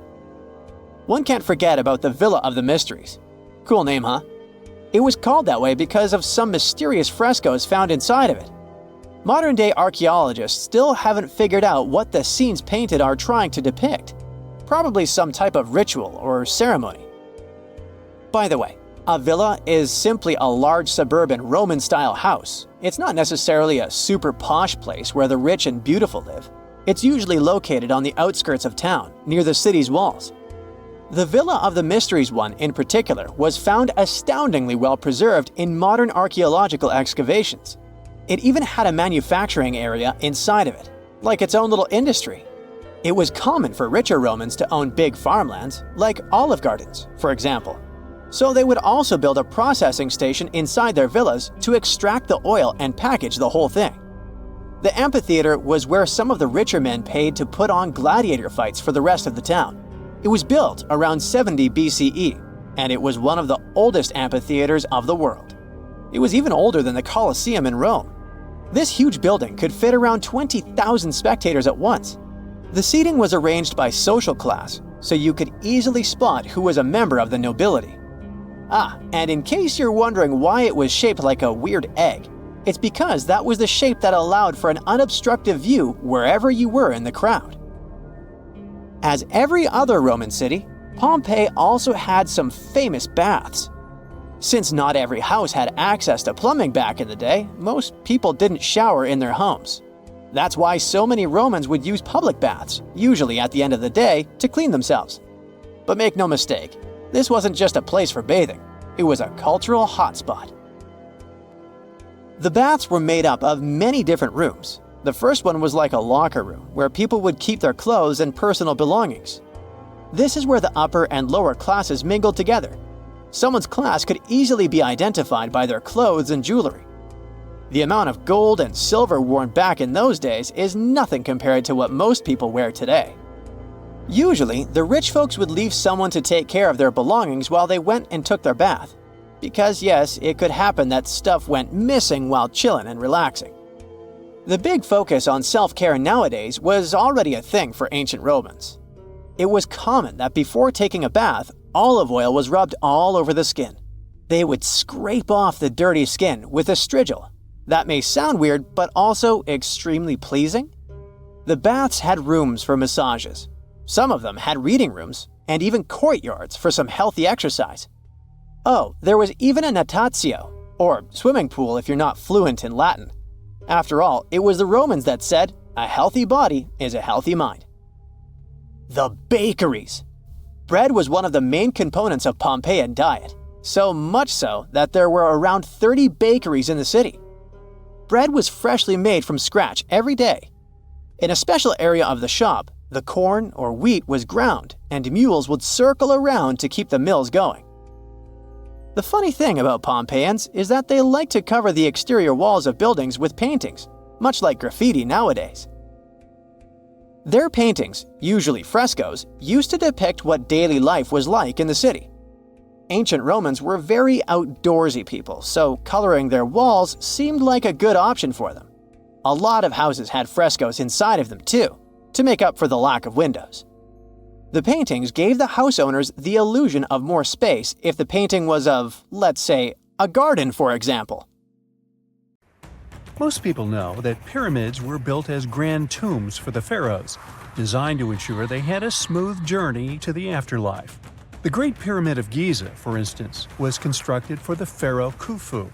But what most people don't know is that this whole pyramid building trend started right here with the step pyramid of Djoser about 4,700 years ago. This massive structure was built for Pharaoh Djoser, a ruler from Egypt's 3rd dynasty. It rises 7 layers high above the ground and stands about 200 feet tall. We think of it today as a phenomenal architectural project, but for ancient Egyptians, the step pyramid of Djoser turned out to be more like a massive experiment, a trial run, if you will, to perfect their building skills before they moved on to even more ambitious pyramids. Reaching new heights is super exciting, but the real mystery is what is going on below the ground. In this pyramid's underground labyrinth, there is a network of tunnels stretching about 3.5 miles long, and some researchers believe these tunnels might have been part of a sophisticated water system that could completely change what we think about pyramid construction. Let's talk about this massive complex located in Saqqara. Surrounding the pyramid, there's what's known as a dry moat, a continuous trench that is up to 164 feet wide and almost 2 miles long. It forms a sort of rectangular shape around the pyramid. This trench has an average depth of about 65 feet. Now, if you were to add up all the earth and rock they dug out to create this moat, it would be about 10 times the volume of the step pyramid itself. For the longest time, people just assumed this trench was nothing more than a huge quarry, a place where they dug up stone and clay to build the step pyramid. Makes sense, right? But when you take a closer look, it doesn't add up. The trench is too narrow and deep to be practical for mining, and its layout doesn't match anything we know about ancient Egyptian quarrying methods. Plus, some sections of the trench are actually covered with a rocky ceiling, which would have made it nearly impossible to use as a quarry. Another theory suggests that the dry moat had some kind of spiritual significance. Maybe it was a sacred place, where souls of nobles gathered to serve the late king in the afterlife. There are even niches in the walls that work as a hint at this spiritual function. But most researchers believe that this purpose likely developed much later, long after the complex was built for Djoser. So, what was the moat really designed for? In 2020, a researcher came up with a pretty intriguing idea.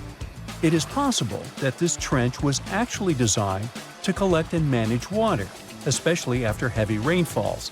Now, that makes sense when you consider the location. The moat sits in an area that could easily have been flooded by runoff water from nearby plains. This could also explain why the trench wasn't used for new graves until much later when the climate became drier and less prone to flooding.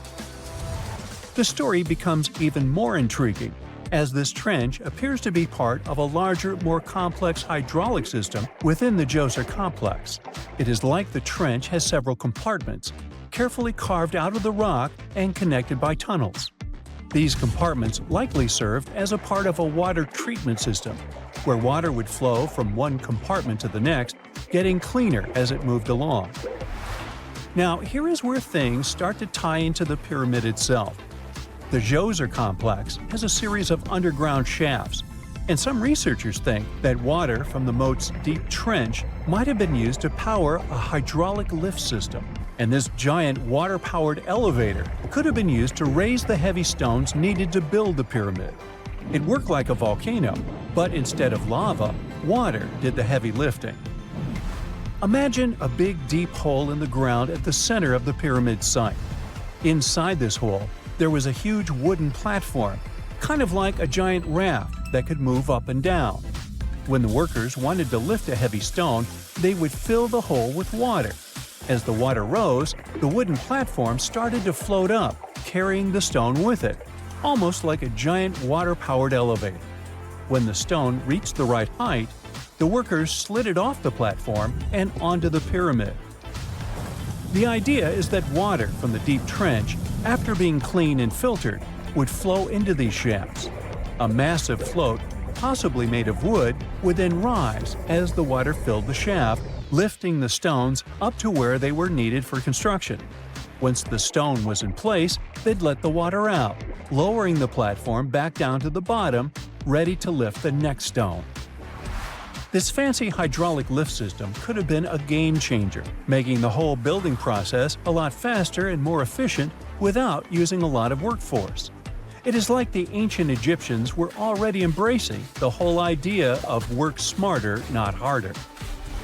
But of course, not everyone is on board with this theory. Some experts argue that the area where the step pyramid of Djoser was built couldn't have held enough water from occasional rains to maintain such a fancy hydraulic system. The main theory suggests that, in the past, there might have been some kind of lake nearby that would have filled up after a period of rain, and this lake could have supplied water to the complex's hydraulic system. But there is no mention of such a lake in any ancient Egyptian writings, so it might be more of a what-if situation than a reality. And then there's the issue of the hard work itself. Remember when I said this method could have allowed the ancient builders to raise stones with far less effort? Well, that might not be entirely true. According to some experts, just building this hydraulic device would have required a lot more heavy work than simply moving the stone blocks using good old-fashioned manpower. And let's not forget, the step pyramid of Djoser is like a baby pyramid compared to those that came later. The stones used for Djoser's pyramid weighed, on average, about 660 pounds each, which is nothing compared to the more than 2.5-ton blocks used later for the pyramid of Chephren. If this cool water lift theory gets completely ruled out, we still need to explain how this pyramid was built in the first place. To answer that, we need to rewind a bit and talk about the original plans.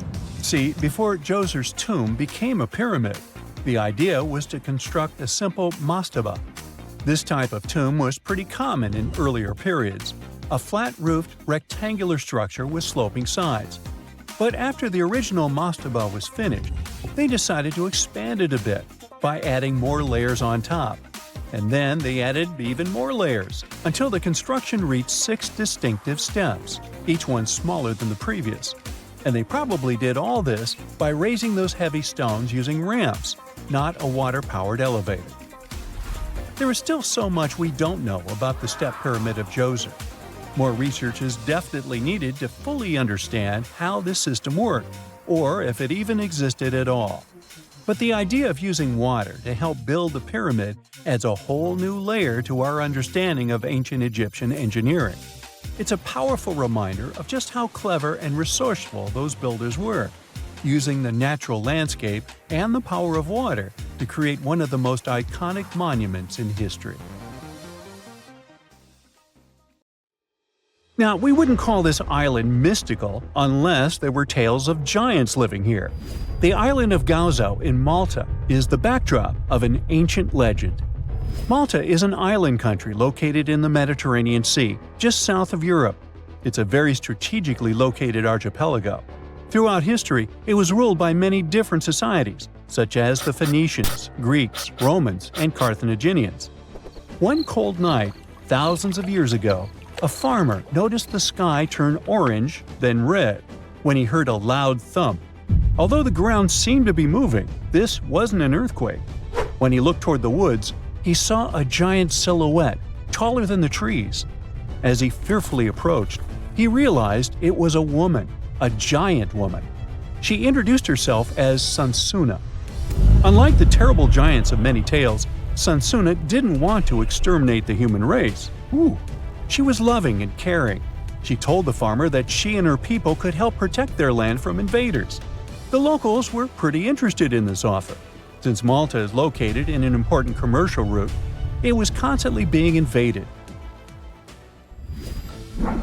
The story says that Sansuna settled in Malta, and sooner rather than later, she was moving things around. And when I say things, I mean monoliths. Sansuna carried huge stones on her shoulder to build a magnificent temple called Gigantia, which means place of giants. She even did this while holding her half-giant, half-human kid on the other shoulder. Some say Sansuna lived exclusively on beans and honey, although others replaced honey with water. The funniest bit here is that Malta is the 10th smallest country in the world, but it somehow managed to host giants. Hey, go figure. The temple looked like a giant game of Tetris, with some stones weighing as much as 20 elephants. Some of these monolithic rocks are so heavy, scholars guess it would take 50 men working together to lift just one stone. Now, as much as this is entertaining, humans never proved giants were real, so this story couldn't be true. There's a brief mention of a species of giants called the Nephilim in some ancient texts. The Nephilims would have been terrible giants that wreaked havoc on the earth and only survived until the Great Flood. But nobody ever found real proof of this species really existing on Earth, until this came along. The world of Maltese archaeology unearthed quite a few shocking things in the past years. One of them are known as the hypogeum skulls. Hypogeum is the Greek word for underground, and this incredible site was discovered in the first decade of the 20th century. Back then, Malta's National Museum director received an important phone call. Someone had accidentally dug some impressive bones and asked him to come check it out. The hypogeum looked like an underground city, filled with mazes and rooms that stretched along multiple floors.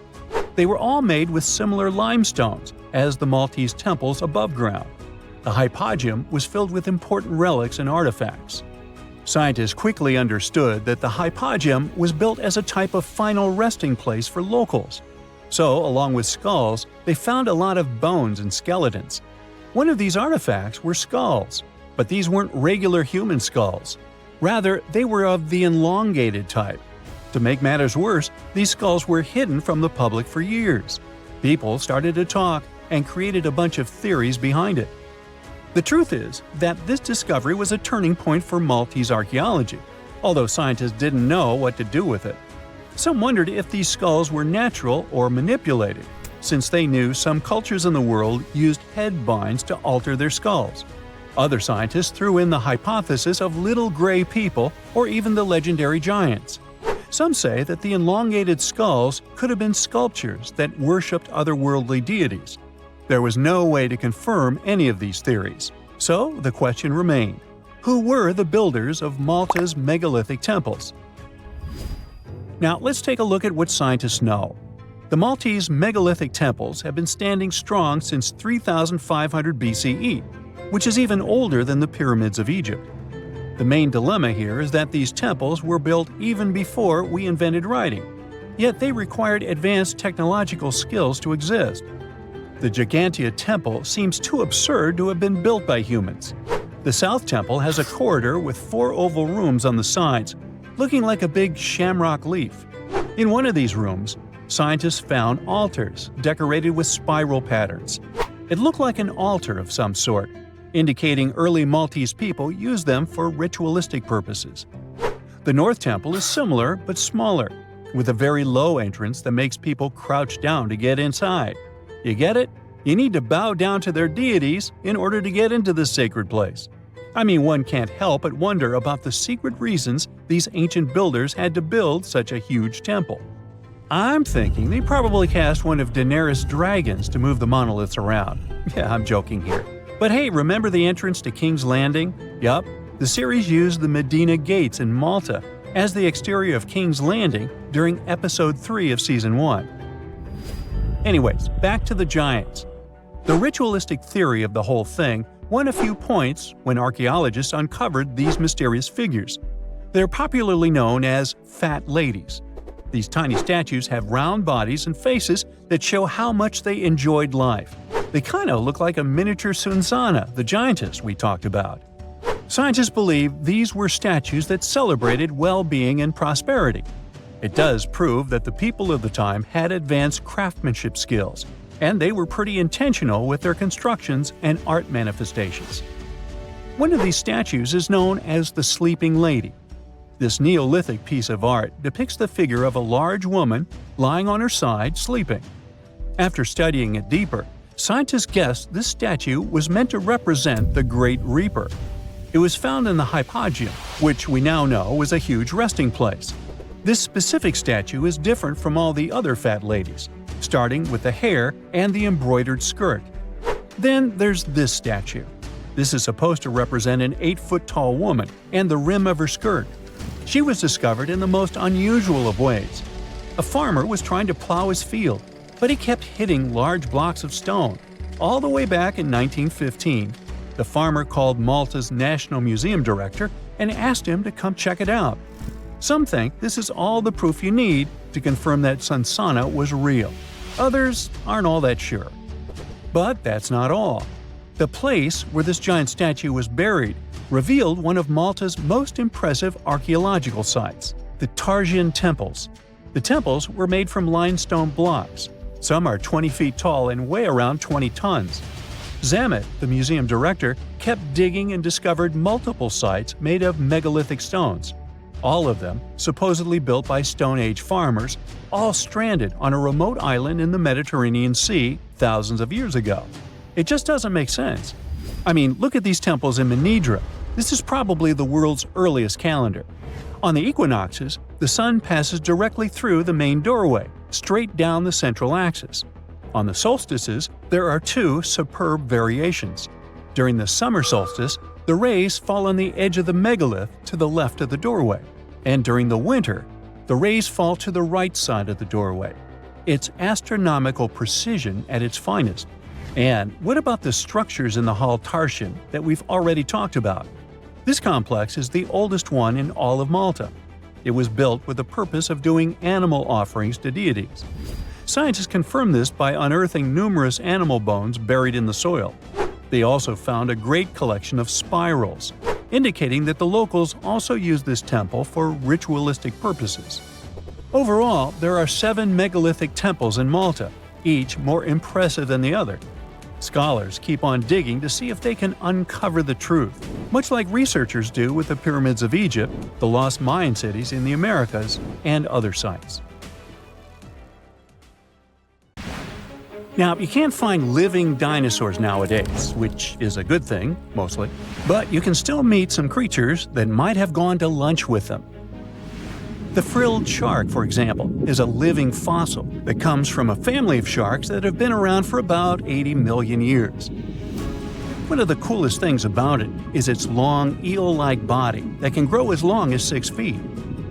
It has 6 pairs of gills on its throat, which help the frilled shark breathe in the deep, cold ocean where there isn't much oxygen. The shark can move very quickly, like a snake, to catch its prey when it least expects it. Little frilled sharks take an exceptionally long time to grow, up to 3.5 years, which is one of the longest times for any animal with a backbone.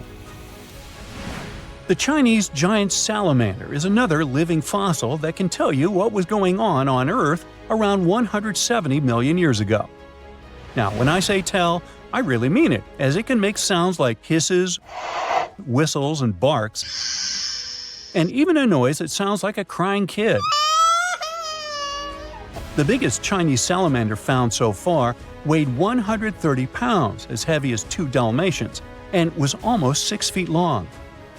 Giant salamanders like to be alone. Hey, I want to be alone, and will chase away other salamanders from their space, except when it's time to start a family. During the day, they hide and sleep under rocks. They can make a special substance from their skin that keeps predators away. Now, gharials are reptiles that have been around for about 38 million years. They live in India and Nepal in slow-moving, muddy rivers. Sadly, there are very few gharials left in the wild, less than 100.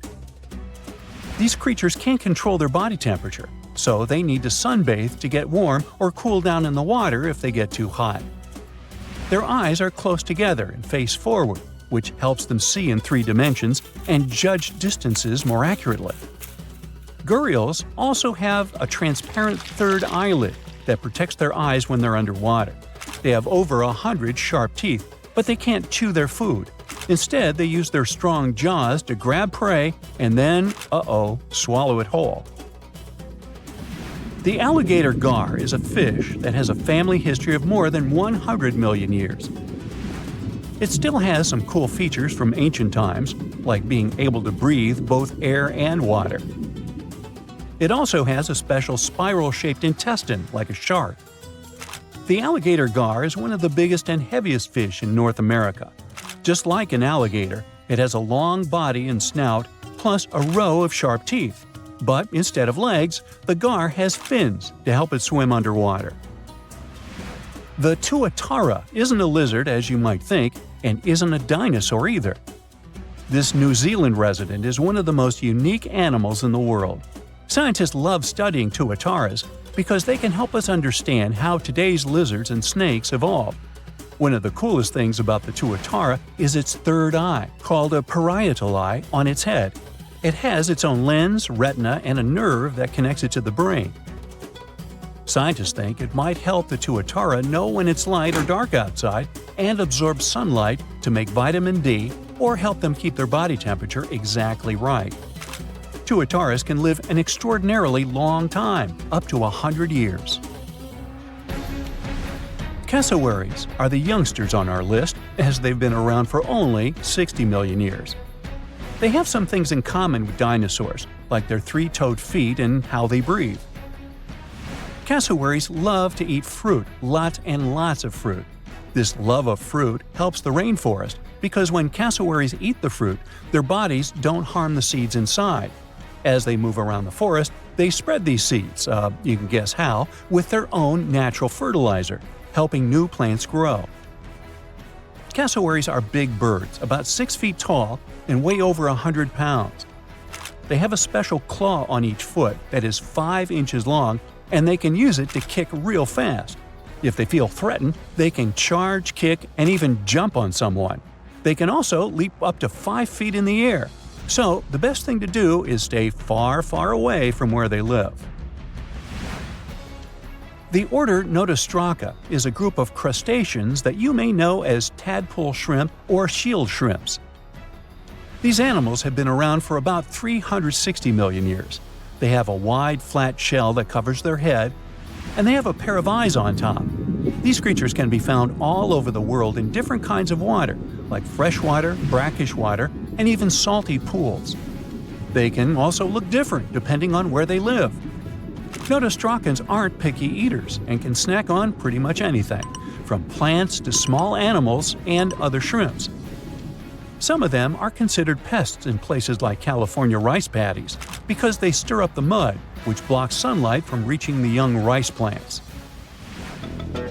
Sturgeons are some of the largest fish species on the planet. They live only in the cool waters of the northern hemisphere and never travel below the equator. Even though they are huge, sturgeons don't have teeth. They eat by sucking food off the bottom of rivers, gulfs, lakes, and oceans. Scientists believe that sturgeons came from a group of fish that first appeared around 419 million years ago, long before dinosaurs even existed. Their ancestors survived a big extinction event that wiped out 90% of all species and went on to become the largest fish in many rivers in North America and Eurasia. Sturgeons can live up to 100 years old or even older. Female sturgeons can lay up to 3 million eggs at a time, but not all of the eggs eventually turn into real fish. Our next hero, the Pacific lamprey, has successfully lived through at least 4 mass extinctions. Its ancient ancestors evolved over 450 million years ago. These creatures have cartilage instead of bones and a third eye, which is a special light-sensing organ on top of their heads. Instead of a regular jaw, they have a mouth surrounded by teeth. They latch onto prey and sup up body fluids like real underwater vampires. And although he wasn't living underwater, the story goes that King Henry I of England might have lost his life because of a lamprey. The English monarch loved this fish so much that he defied doctors' orders to stop eating its flesh. He got sick every time he'd have it, but the lack of bones and the unusual taste made the royal fall in love with it. As a result, he got some scary symptoms from eating lamprey and eventually passed away. Can you say clueless? The elephant fish, also called the Australian ghost shark, has been on Earth for around 400 million years. Even though they're related to sharks, they aren't actually sharks. Instead of bones, their bodies are made entirely of cartilage. These fish have a special shiny tissue in their eyes that can make their eyes look like they change color from yellow to green. Elephant fish can be pretty tough and will fight back if they feel threatened. They like to be alone and usually don't hang out with other fish. Horseshoe crabs also deserve the title of survival champs, as they've been around even before dinosaurs, since 450 million years ago. 4 species are still roaming the ocean from Maine all the way to Mexico. Horseshoe crabs are more like spiders than ticks than they are like real crabs. They have 9 eyes, plus extra light sensors near their tails, so they can see really well. They breathe underwater using flap-like gills near their belly, and sometimes they use these gills to swim upside down. Every spring, when the tide is high, these creatures come up to the beach at night to mate and lay their eggs, and you can see hundreds of thousands of them.